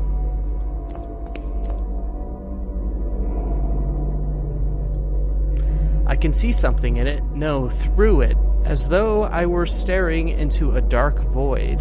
Off in some remote distance, colorful shapes flow in seemingly impossible patterns.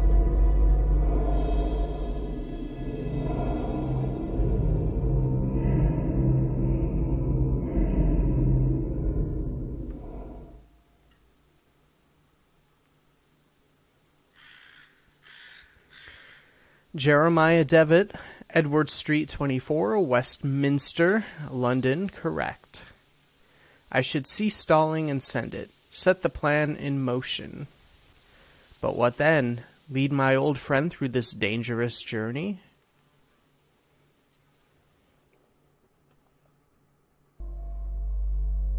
The shadow was gone. There's something on the cage floor. A rusty key. Alright. The cage is open and the shadow is gone somehow.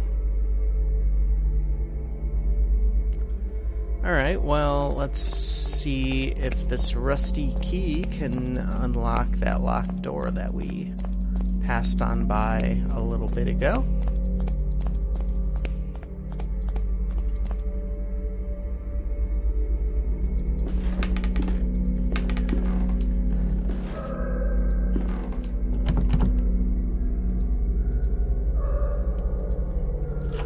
Ah, yes.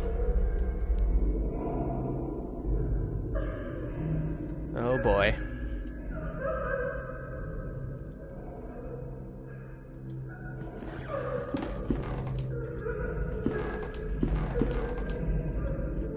A large crack in the wall, a few rays of unearthly light stream through it.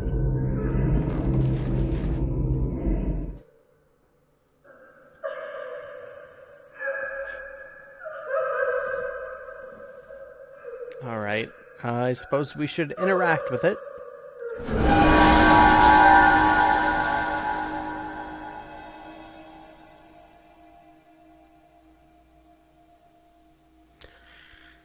Alright.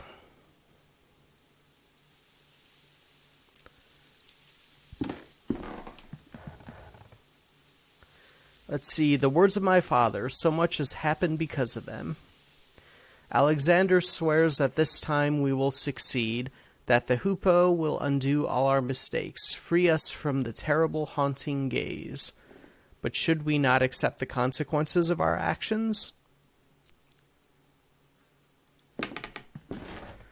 So much suffering, so many deaths, for what?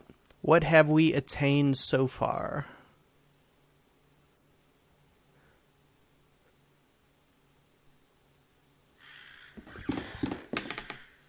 So many tests were needed to find it, but now that we have... all these books, their secret knowledge concealed for generations, waiting for some fool to unveil it all again.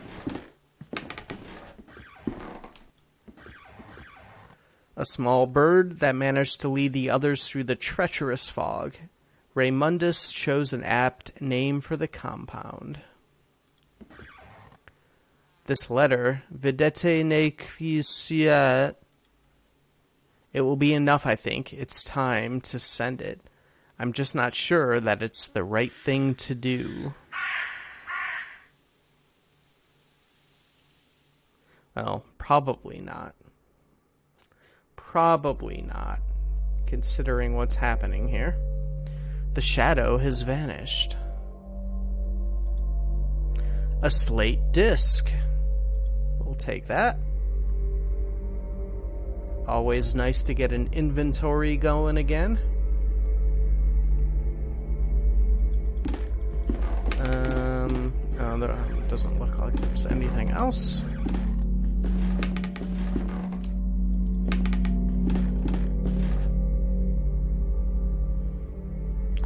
Alright, let's head back out through here.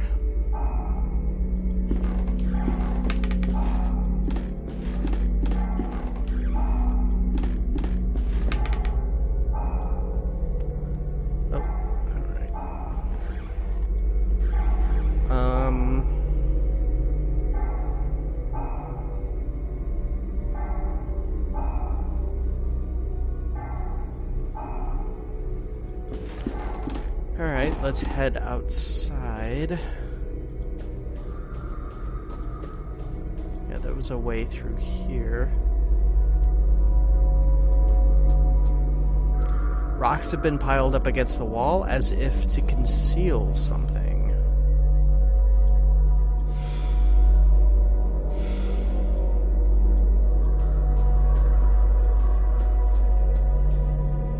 The ground is soaked in blood. Black feathers are strewn about. What happened here?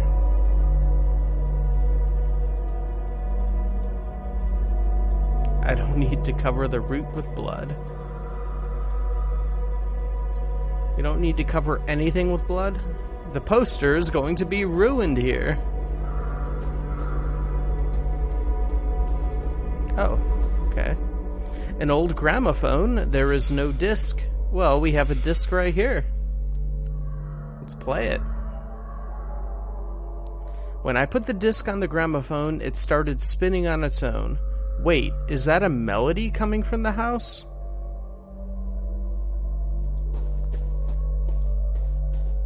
Alright. I guess let's go back to the house.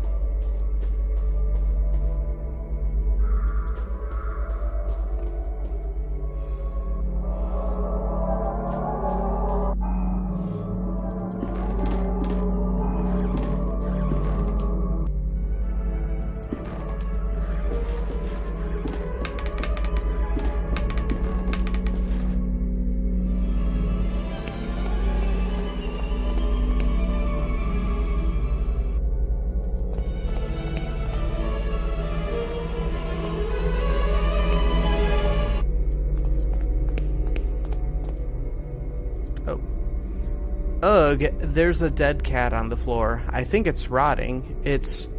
Her eyes are missing. There is something on the floor beside her mouth.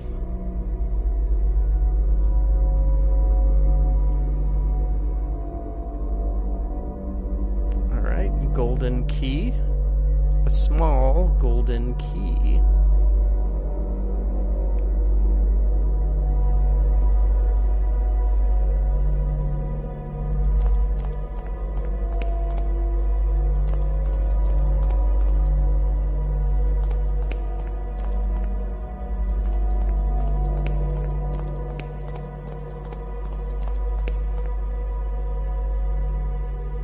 Oh, okay, that door wasn't there before.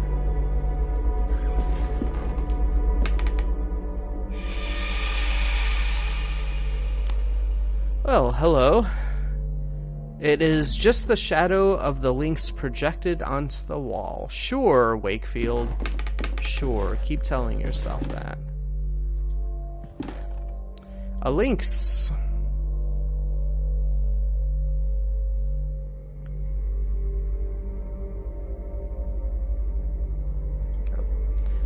I took it for a stuffed lynx at first, but I think it is actually made of wax. Oh my, I accidentally broke off a piece of its mouth.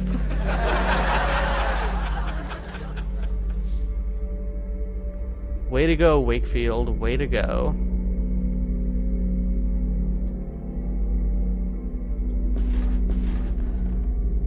The wax lynx is now missing half of its jaw.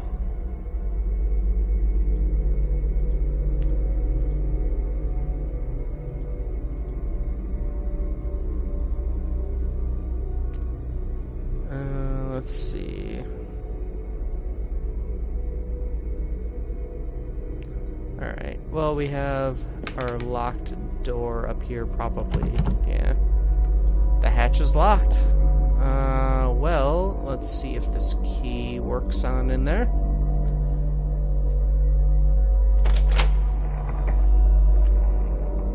Alright, looks like we're in the darkness.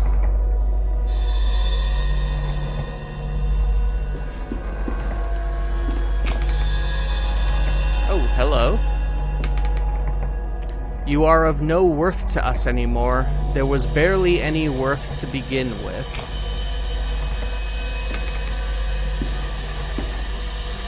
Is this really the best option your supposedly brilliant mind could envision?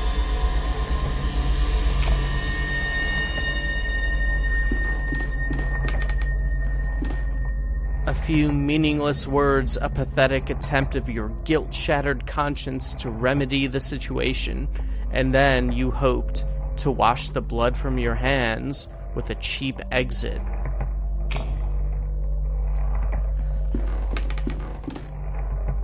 Look upon yourself, Anthony. See what you have become. Witness your only true legacy.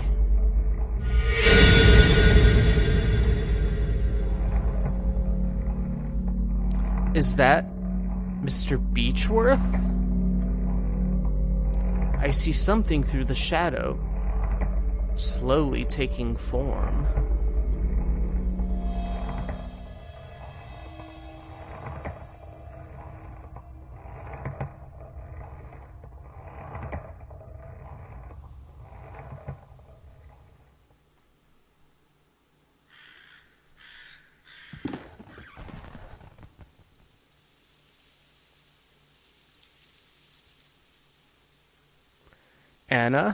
Anna, sweetheart, how did this happen?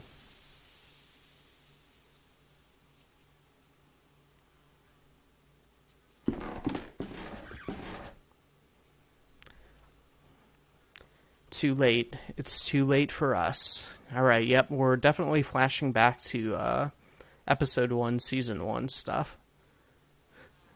But he still can choose. I have to warn him.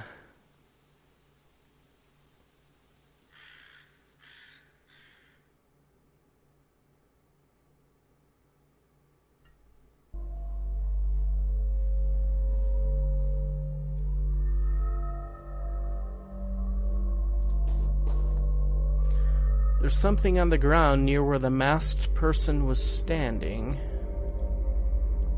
It's a fragment of a broken mask. A piece of Greek tragic mask. Alright. Alright, we got a poster, a root, a jaw, and a mask piece. Okay.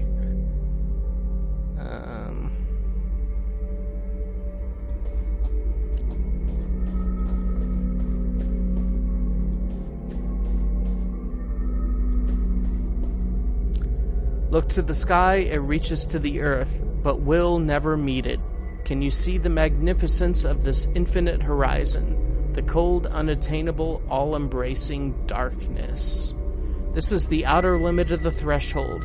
Not far from here, the black waves of truth wash upon the veil that covers human eyes, and it falls apart. There is no death but rebirth. There is no void but awakening. Let's see, a path winds into the forest, but these trees are too dense for me to go any further. I am too tired to go on to keep seeking what was promised us, but at least here I am safe from the terrible hazard of peering through my own shadow.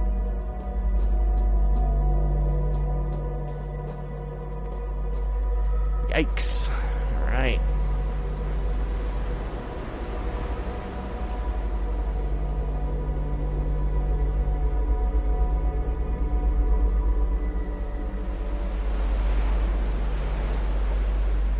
A large sea stack just off the beach. It seems to have a lonely demeanor.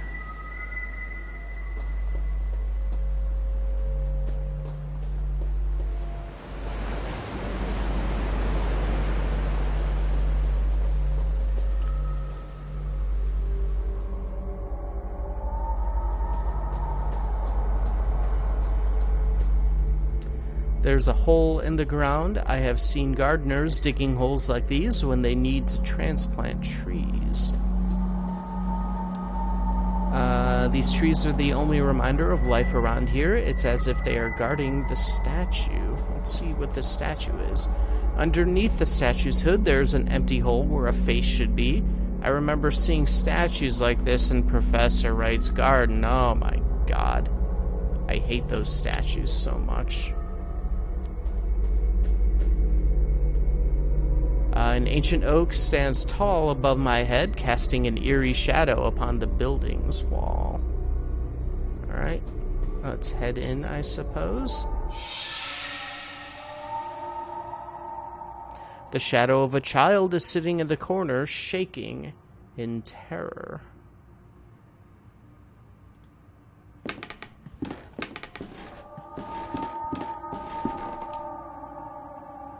As if peering through a keyhole, I can see things moving in the darkness.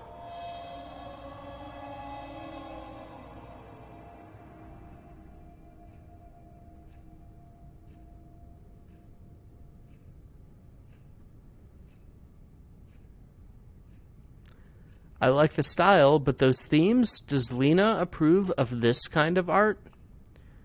You have not lost your old sense of humor, Alexander, even after what happened. Do you not recall that sight? I would erase the memory if I could. I find that painting makes it easier to bear.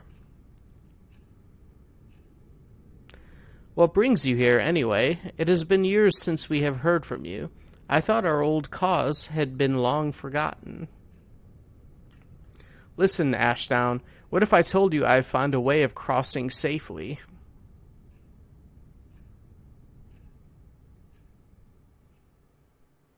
Yeah, safely. I don't know, there's a lot of dead bodies have been involved with this whole thing.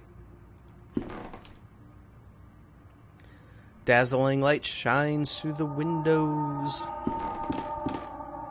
The shape of an eye is painted on the blackboard.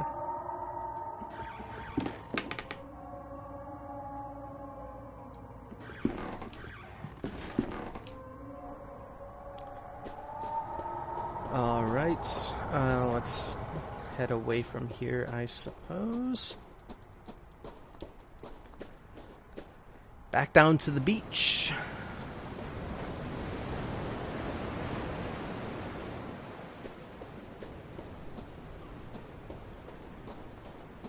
Oh. Hello. Hello, me.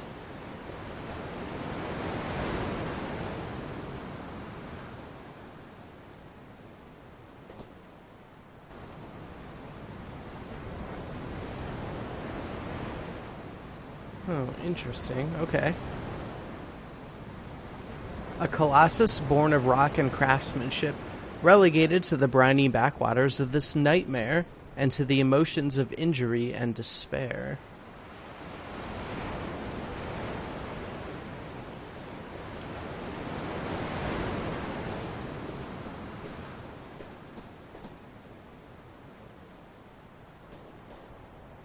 Let's head in here. Oh. I thought I was going into a cave, but clearly I am about to perform some kind of piano music at a nightclub. A piano nightclub. That's what I'm doing.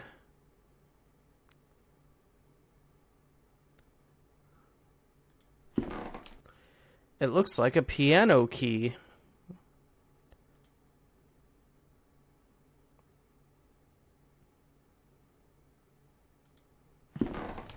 A grand piano, it is missing most of its keys.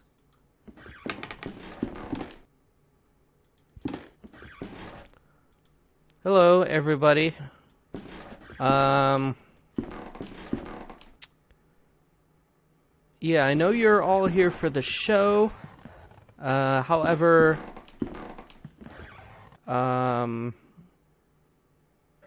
it's probably going to be a few minutes. We're still getting ready. Don't worry. Someone will be out here shortly to rock this piano for you.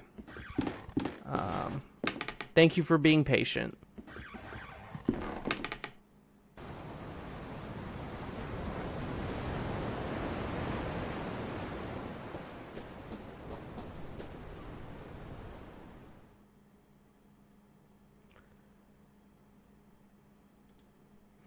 Gray standing stones loom in the distance. They look uncannily ancient. Looks like we have a coffin over here. A wooden coffin lies abandoned on the lawn. It is firmly closed.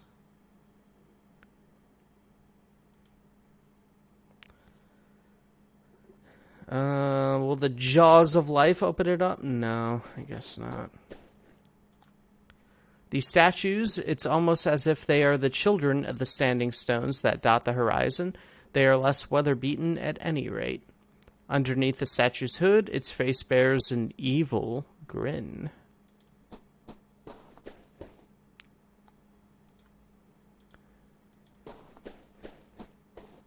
All right, let's head on in.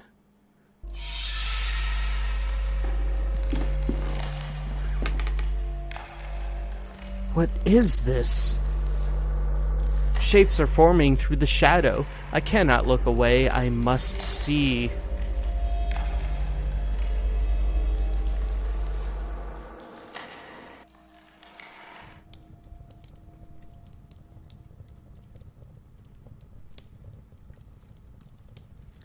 His name is Professor Wright.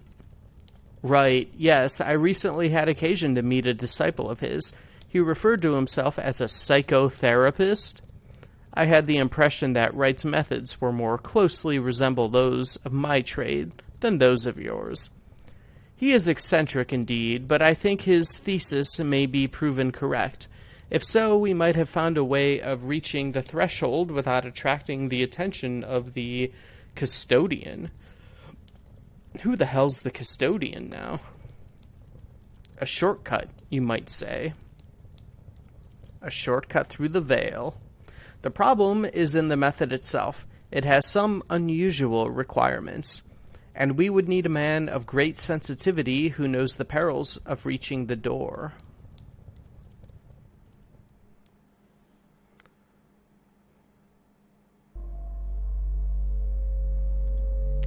Planks have been nailed over the windows, but to what purpose? There aren't enough planks to provide protection or keep the light out. We got a drawing of an eye, yet it looks more like Saturn and the rings surrounding it. Huh. It looks like a music sheet was left on the desk. Alright, we'll take that. There's something wrong with this music sheet. Oh, it's like backwards, I guess. Yeah. Oh, well, alright. I get it. Because we did cross through that mirror thing, so maybe it'll be back in the correct order if we go back through the mirror then. Okay.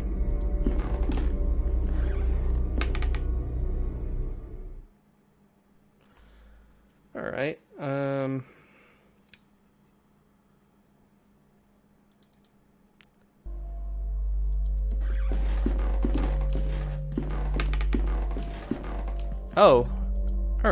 Okay. Alright, I'm happy I walked back in instead of trying to walk all the way back to the other mirror.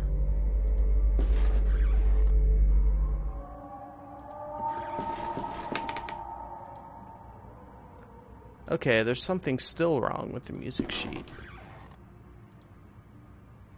The shape of an eye is painted on the blackboard. Okay. Alright, well, I think we were in this version before, too. Was that mirror always there?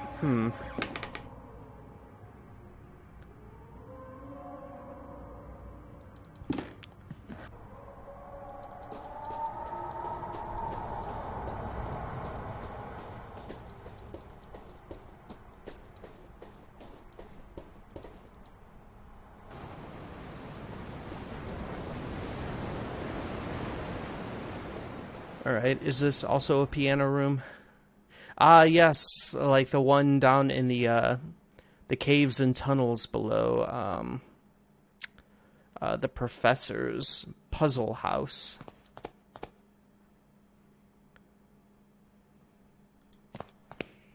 A grand piano, it is missing a key. Alright. We got our music sheet.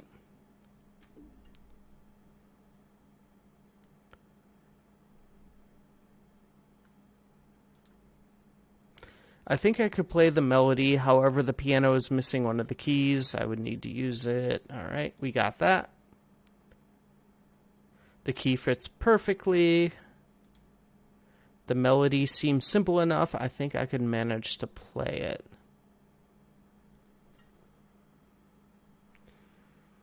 Alright.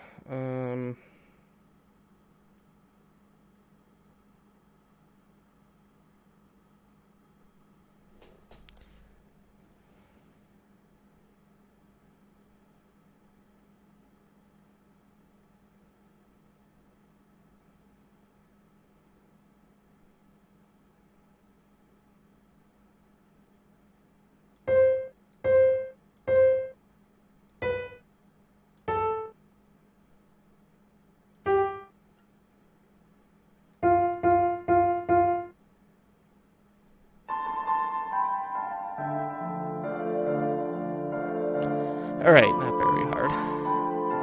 As I suspected, it is the melody that I heard at the Wrights mansion. What's that? It's coming from another place.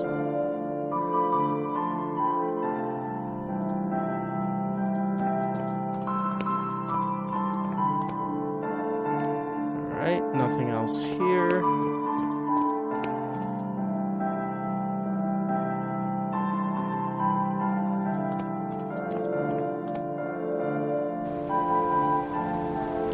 Oh, maybe check the piano in the mirror cave. Alright.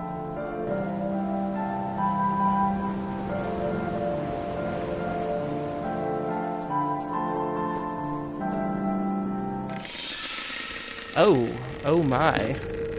Hello. A terrifying shape looms where the piano once stood. It is being pulled on threads like some monstrous puppet.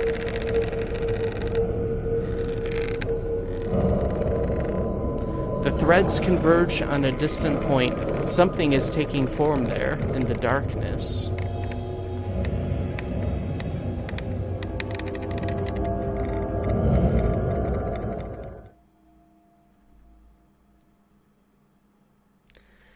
It's our old classroom, but that shadow, who...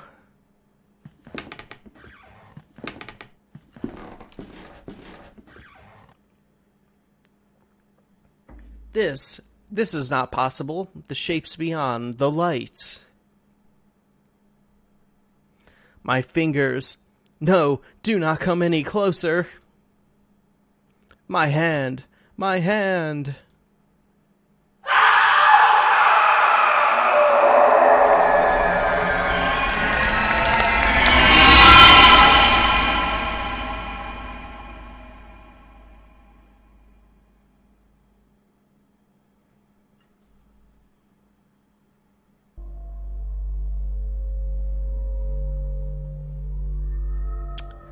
Alright, was that like the mirror version of us?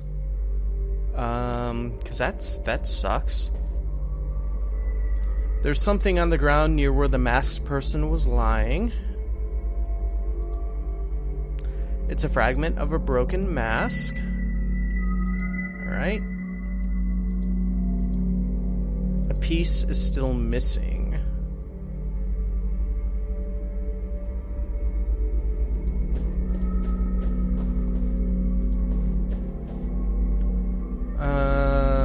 Alright, I've already talked to you. Let's head up through here.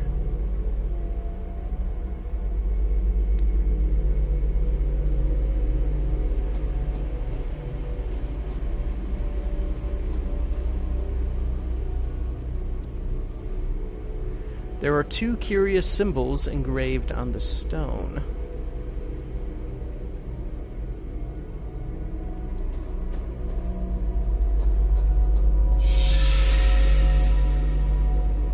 Oh, a tall figure stands in the woods. I might have taken it for a tree were it not breathing heavily. Are you the custodian? Inside, I can see things near the threshold getting closer and closer.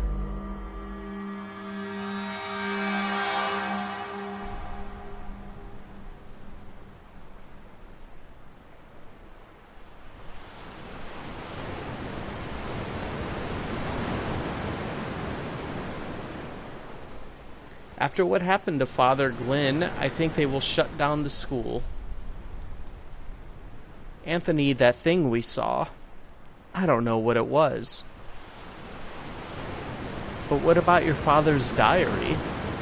Myths, legends, superstitions with no basis in scientific observation.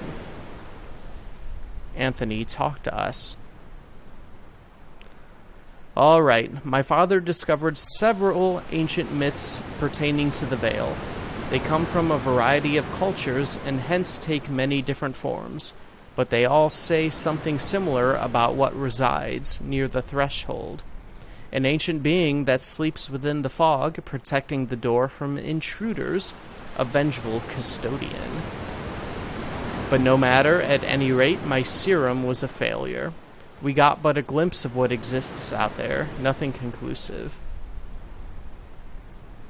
But what if the serum had worked? I don't know. As I said, I have no data. And those myths, what do they say? Those tales, they all say that if any intruder got too close and was discovered by what sleeps in the fog, then the custodian would be relentless. It would pursue the intruders and destroy them wherever they might hide. There would be few ways to protect themselves from its rage.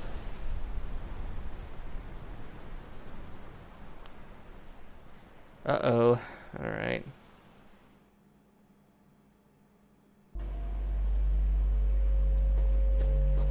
Okay, well, looks like it's gone at least.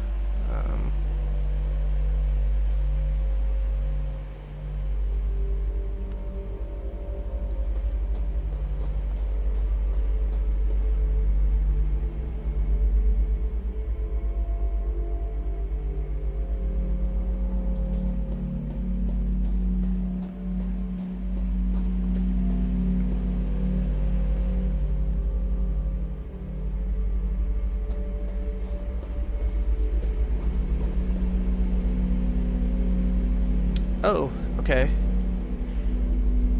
Alright. Am I looping? Is this like another one of those mazes? Alright.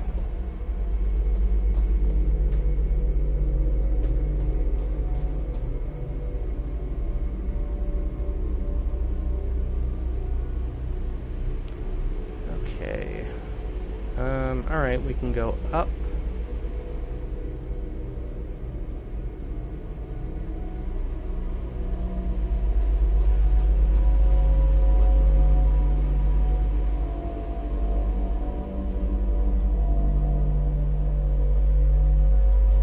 Up.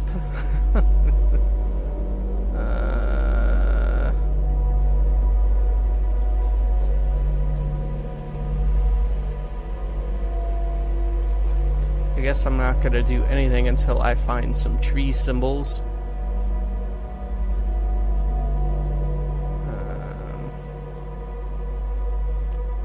Although now it seems like a trap. Are there... yeah, there's multiple symbols. Alright. Oh, we got the S for snake. Yeah, let's try this, because the other one seemed like a trap. That was going to be too easy. Alright. I guess we're still continuing, because we didn't end up back at the beginning.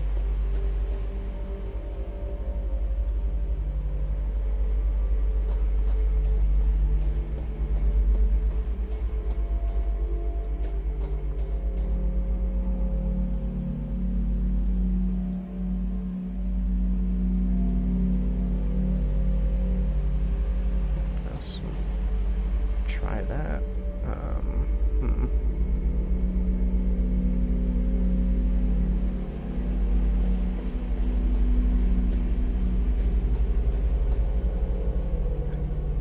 Another snake.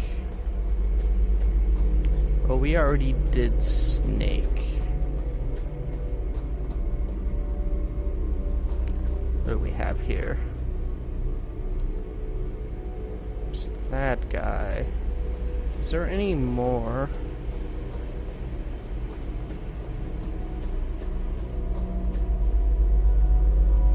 Yes, okay.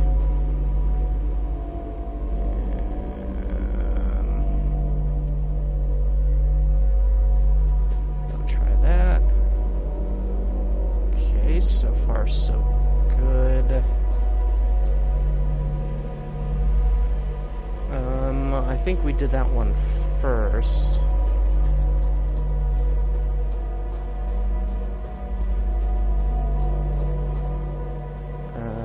That's the beginning, but we didn't start technically at the beginning.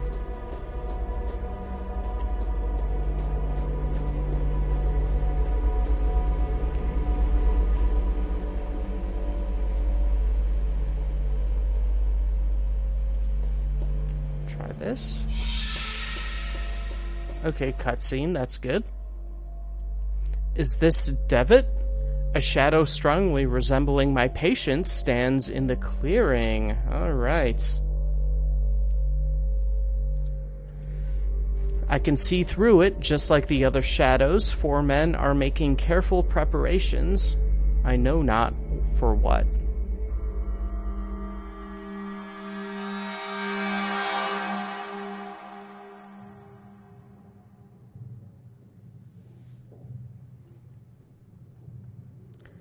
This Captain Skid...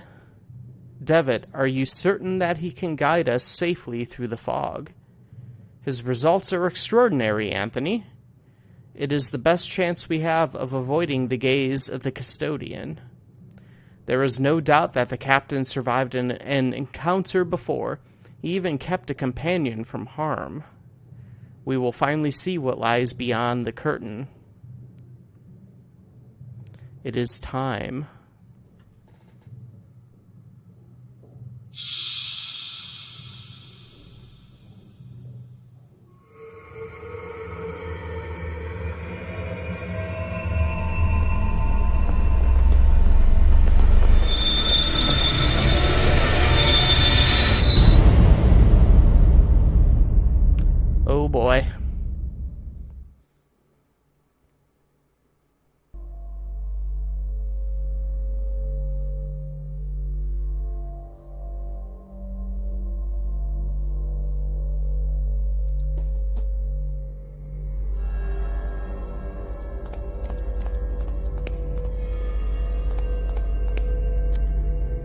A huge statue of a mythical creature. It is a bird with the head of a wolf, or is it a lion?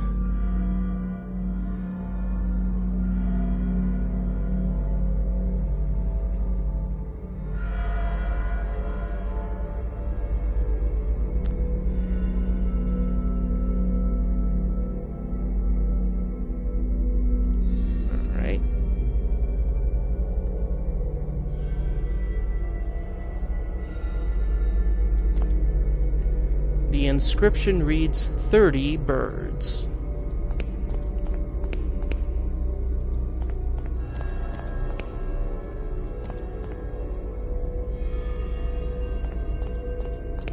Alright, I guess we're going up. Up, up, up. Up, up, up.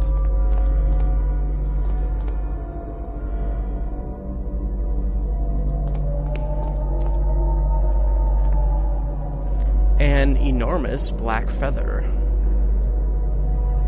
Despite its size, it is extraordinarily lightweight. Alright. The summit rises above the fog, though all I see is fog and an endless ocean of clouds.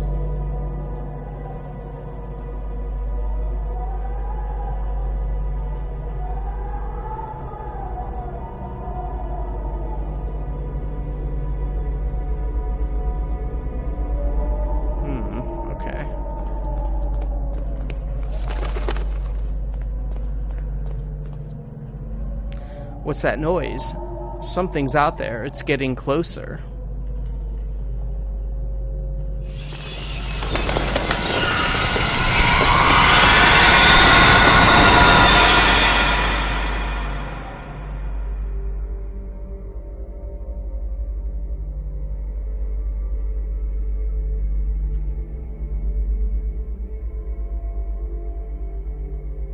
Is he asleep?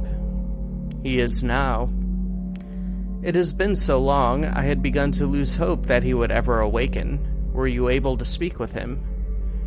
Anthony Devitt has forgotten everything. Everything. Good heavens. It may be for the best. Our research is likely to take some time.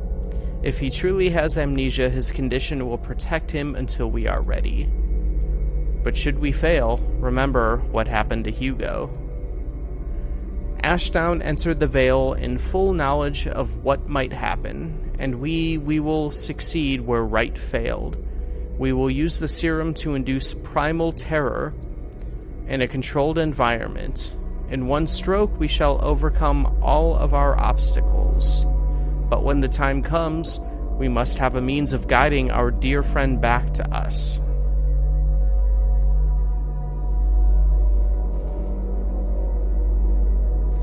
There, he will be safe.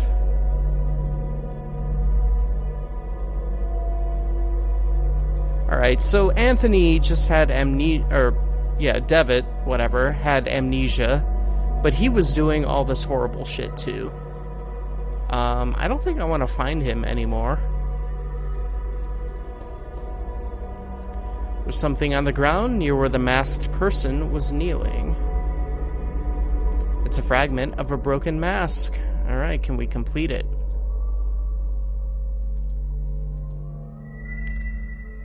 Alright, an eyeless mask. It is similar to the one that I found in Alexander's safe house in London.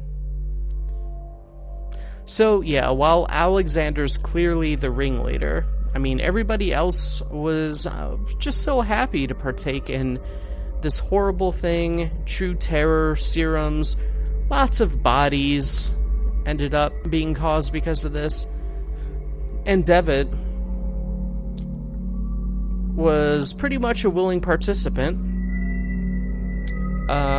So playing as him with the apparent amnesia in Season 1, he was pretty unreliable of a good guy, it seems. I don't think I support him. The mask is eyeless. I cannot see a thing.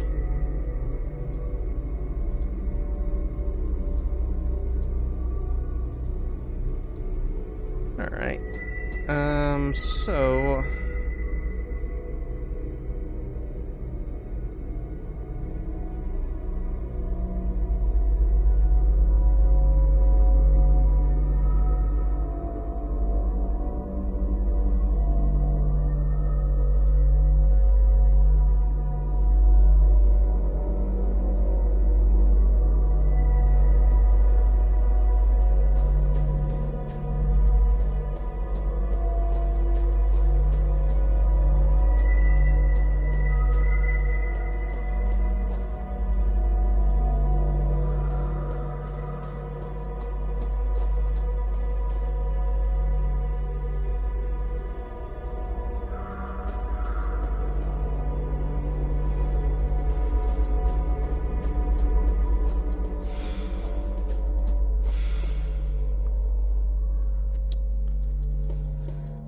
let's see.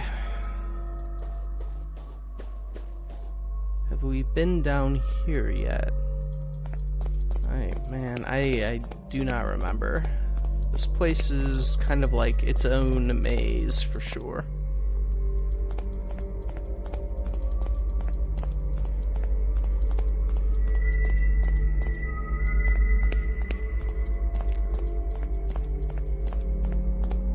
Oh, okay. So, alright. Yeah, I think this was the way to the, threshold, I guess. We weren't really able to do anything. Should we put on the mask here? Okay.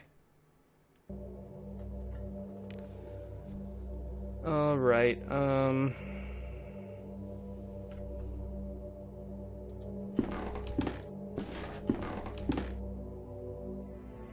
Oh, okay. Alright. Alright, if I have any options, and this is not completely linear, I am probably not going to support any of this, because this is madness. People died because of all this nonsense, and also, it's probably not good to be set loose upon our world. Alright, let's do this. Welcome, Dr. Wakefield. Alexander Dupre? Yes, I have been waiting for you. We all have.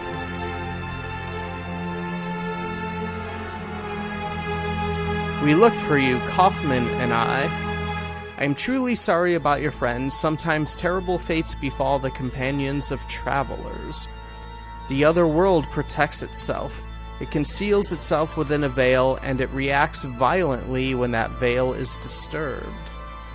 I knew you would reach us. He doubted Kaufman would make it, but he knew you would.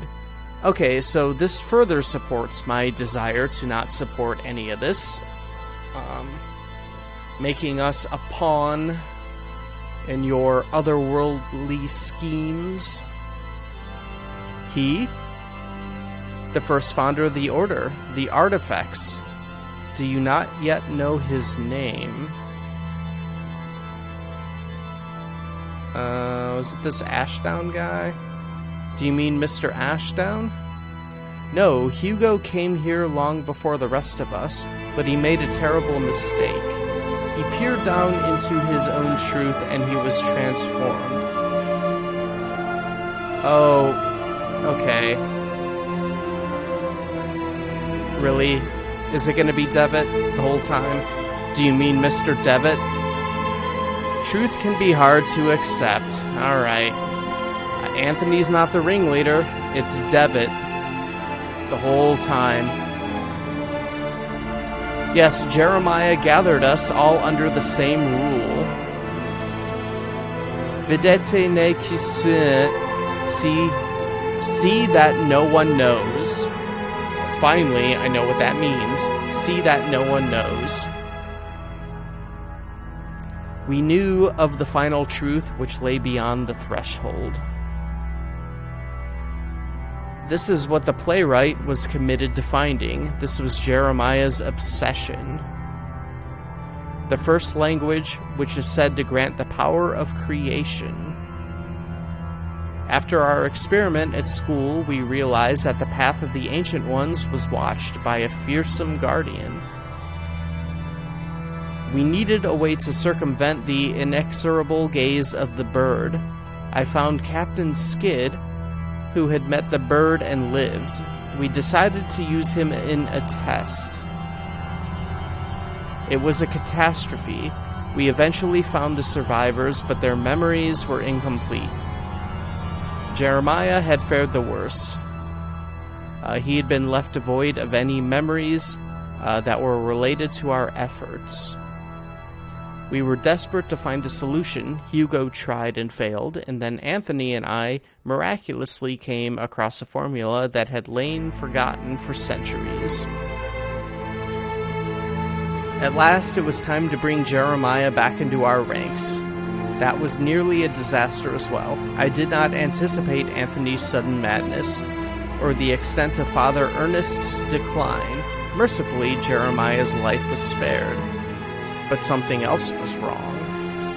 When Jeremiah reached me, he did not remember everything. He had changed. He told me that he was going to put an end to all of this. He still means to acquire the first language, but he wants to use it to ruin our work. Oh no. What a shame.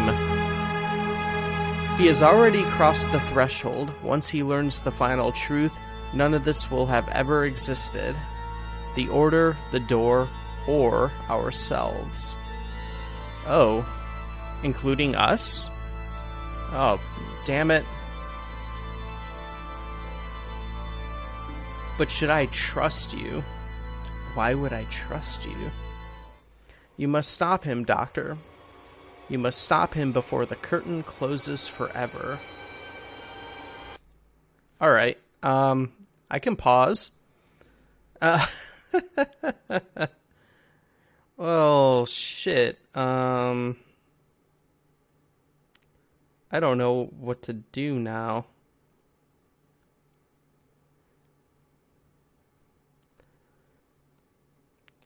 Do I trust him? Like, or like, I don't want to support anything Anthony wants. But if he is telling the truth,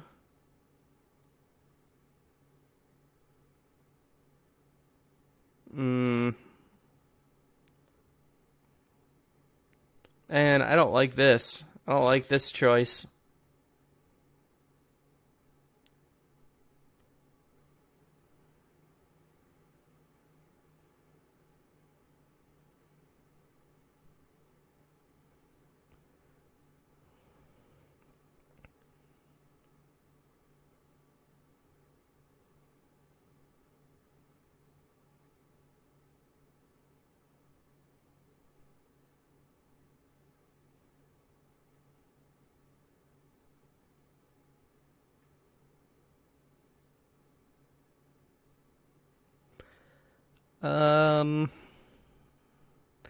Alright, I think I am going to stick with my gut and not listen to Anthony. Or not Anthony, Alexander, I'm sorry. So we're not going to do it. Oh, how do I cross to the other side of the curtains? Oh no.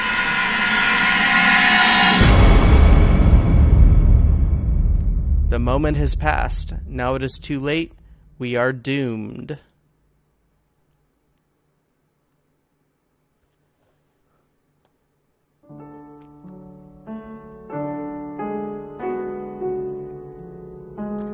Once more, I found myself enshrouded in dense fog. Gradually, the fog dissipated, revealing a busy street in London. The mask that I had worn lay on the ground, melting like wax over the wet cobblestones. Dizzy and exhausted, I wandered the streets until at last I returned home. It seemed very small, as it always does after a long journey.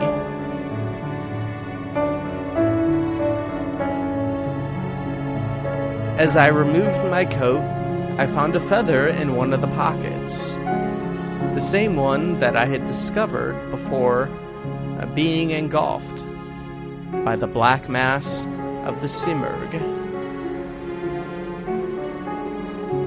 With a jolt, I realized that it had not been a dream, and I was ashamed at how quickly I had deluded myself into thinking otherwise.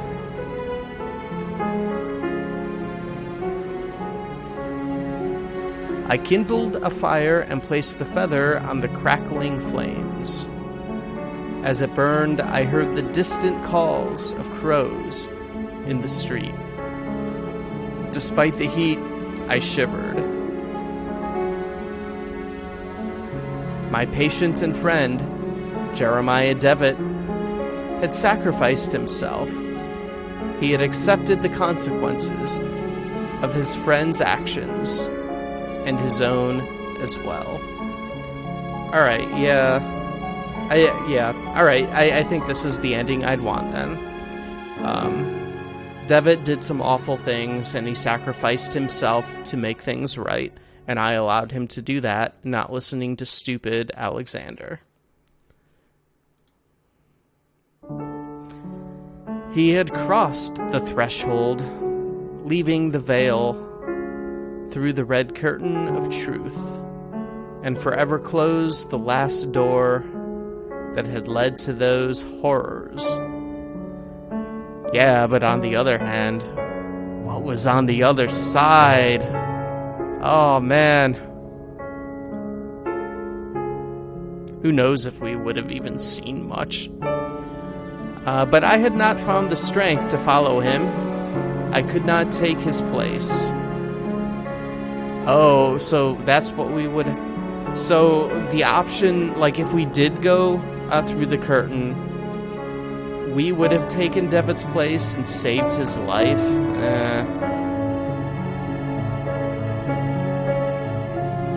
I doubt that I will ever learn the fates of those who remained there. Those who are hopelessly trapped in Xylithol.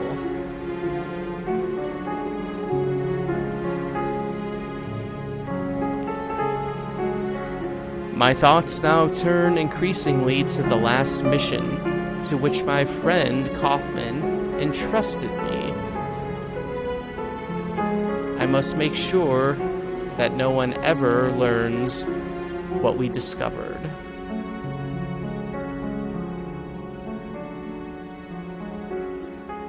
Probably the best for the world, I would say.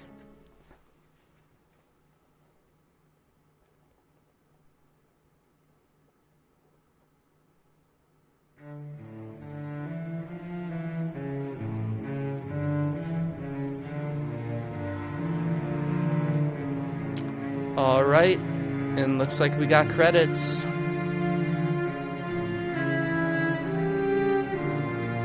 Alright, yeah, I think I'm pretty satisfied with that ending, outside of, you know, the gaming curiosity of, you know, what was on the other side of that veil. Or the curtain, I should say, but, you know, again, who knows, especially in this indie game, what we would have even seen, really. Who knows? But I think we got a good ending for the world, and for our doctor friend here, Dr. Wakefield, who, as far as we know, didn't have that secret past like Devitt did of being the ringleader of the Playwright Society thing, which is good.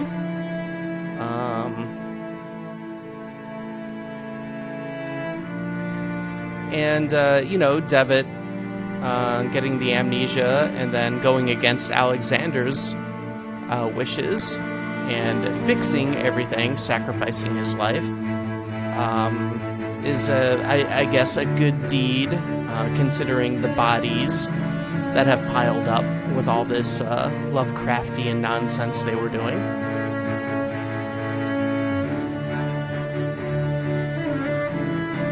All right, so overall, what do I think of The Last Door? Seasons 1 and 2, like, this is it. So, while I did stream The Last Door Season 1, I had played it around when it was first coming out, and I remember really liking it, and that was still good. Season 2, I actually think is generally a lot better. Like, I was more into the investigation stuff that the doctor was doing. The end.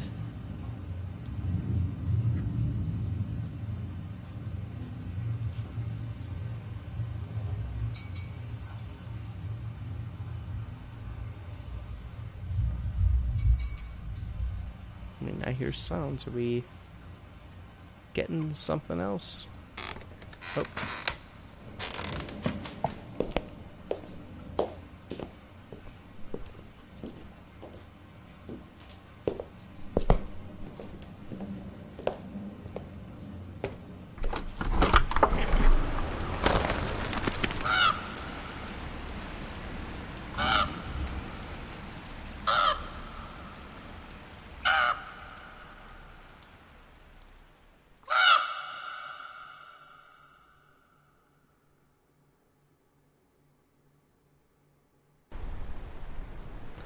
Oh, okay. There's something a little more. Thanks for playing. All right. Okay, so yeah, I think season 2 was a lot more enjoyable generally. I as I was saying, I liked playing as Dr. Wakefield and just doing like an investigation and slowly learning, everything that has happened. Some of the locations were pretty cool. Outside of the awful puzzle in episode 2, I still really liked Puzzle House. I think some of the scare moments in season 2 were pretty neat, and I think I like them more than the ones from season 1. It was fun, crossing the veil and all that. Even though I don't like maze-like things very often, it was kind of fun seeing what I guess like a Lovecraftian otherworld was like, and you got like the people were trapped there. Then there was like weird mirror versions of it, and then I think we ended up getting our mirror version of ourselves killed. That was pretty neat. So yeah, generally overall, I would recommend both these seasons to anybody that likes indie horror games, and especially point-and-click adventure games. I think that will definitely be a necessary thing, because you kind of have to look at everything, pick up everything you can, figure out some puzzles, and then if you get to that puzzle with the statues and the 4 symbol devices in episode 2, just look up a walkthrough like I had to do. Ridiculous. But yeah, I'd recommend it. It was a very enjoyable time, for sure. So I think that will be all for today. I'm not going to start anything new. Was happy to actually finish it up. Considering, about 3 hours and 3 minutes in, we were able to wrap up the last 2 episodes, as opposed to the first 2 episodes of this game, which were, I guess, longer than this entire stream. just by themselves. Cool that they, lengthened it. There's definitely a lot to them. Not a negative, for sure. Still a short game. But yeah, probably, not going to start anything new today. And next stream, which will be, because I usually take Monday, Tuesday, Wednesday off. Thursday should be the next stream, even though I think the last couple of weeks I've taken Thursdays off extra, because I've not... Well, like last week I didn't feel well, and then I think like the week before I was just too tired. Hopefully, not the case or anything for this coming Thursday. But the next game I'm planning on playing is Doki Doki Literature Club.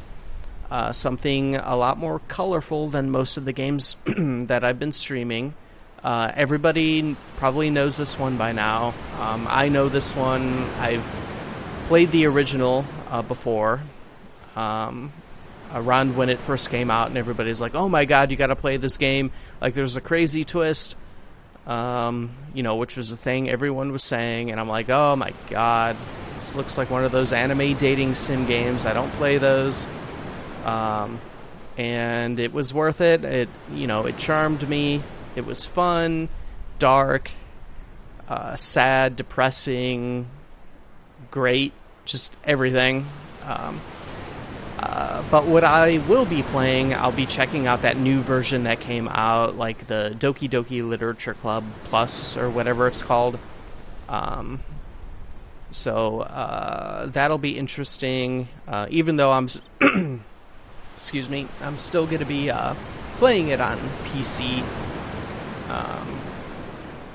I'm still interested in seeing what exactly is different between that and the original. I think there's some added stuff to it, which will be cool. So that one should be a fun little game to revisit. A good amount of comedy we can make fun of in that first half before the turn.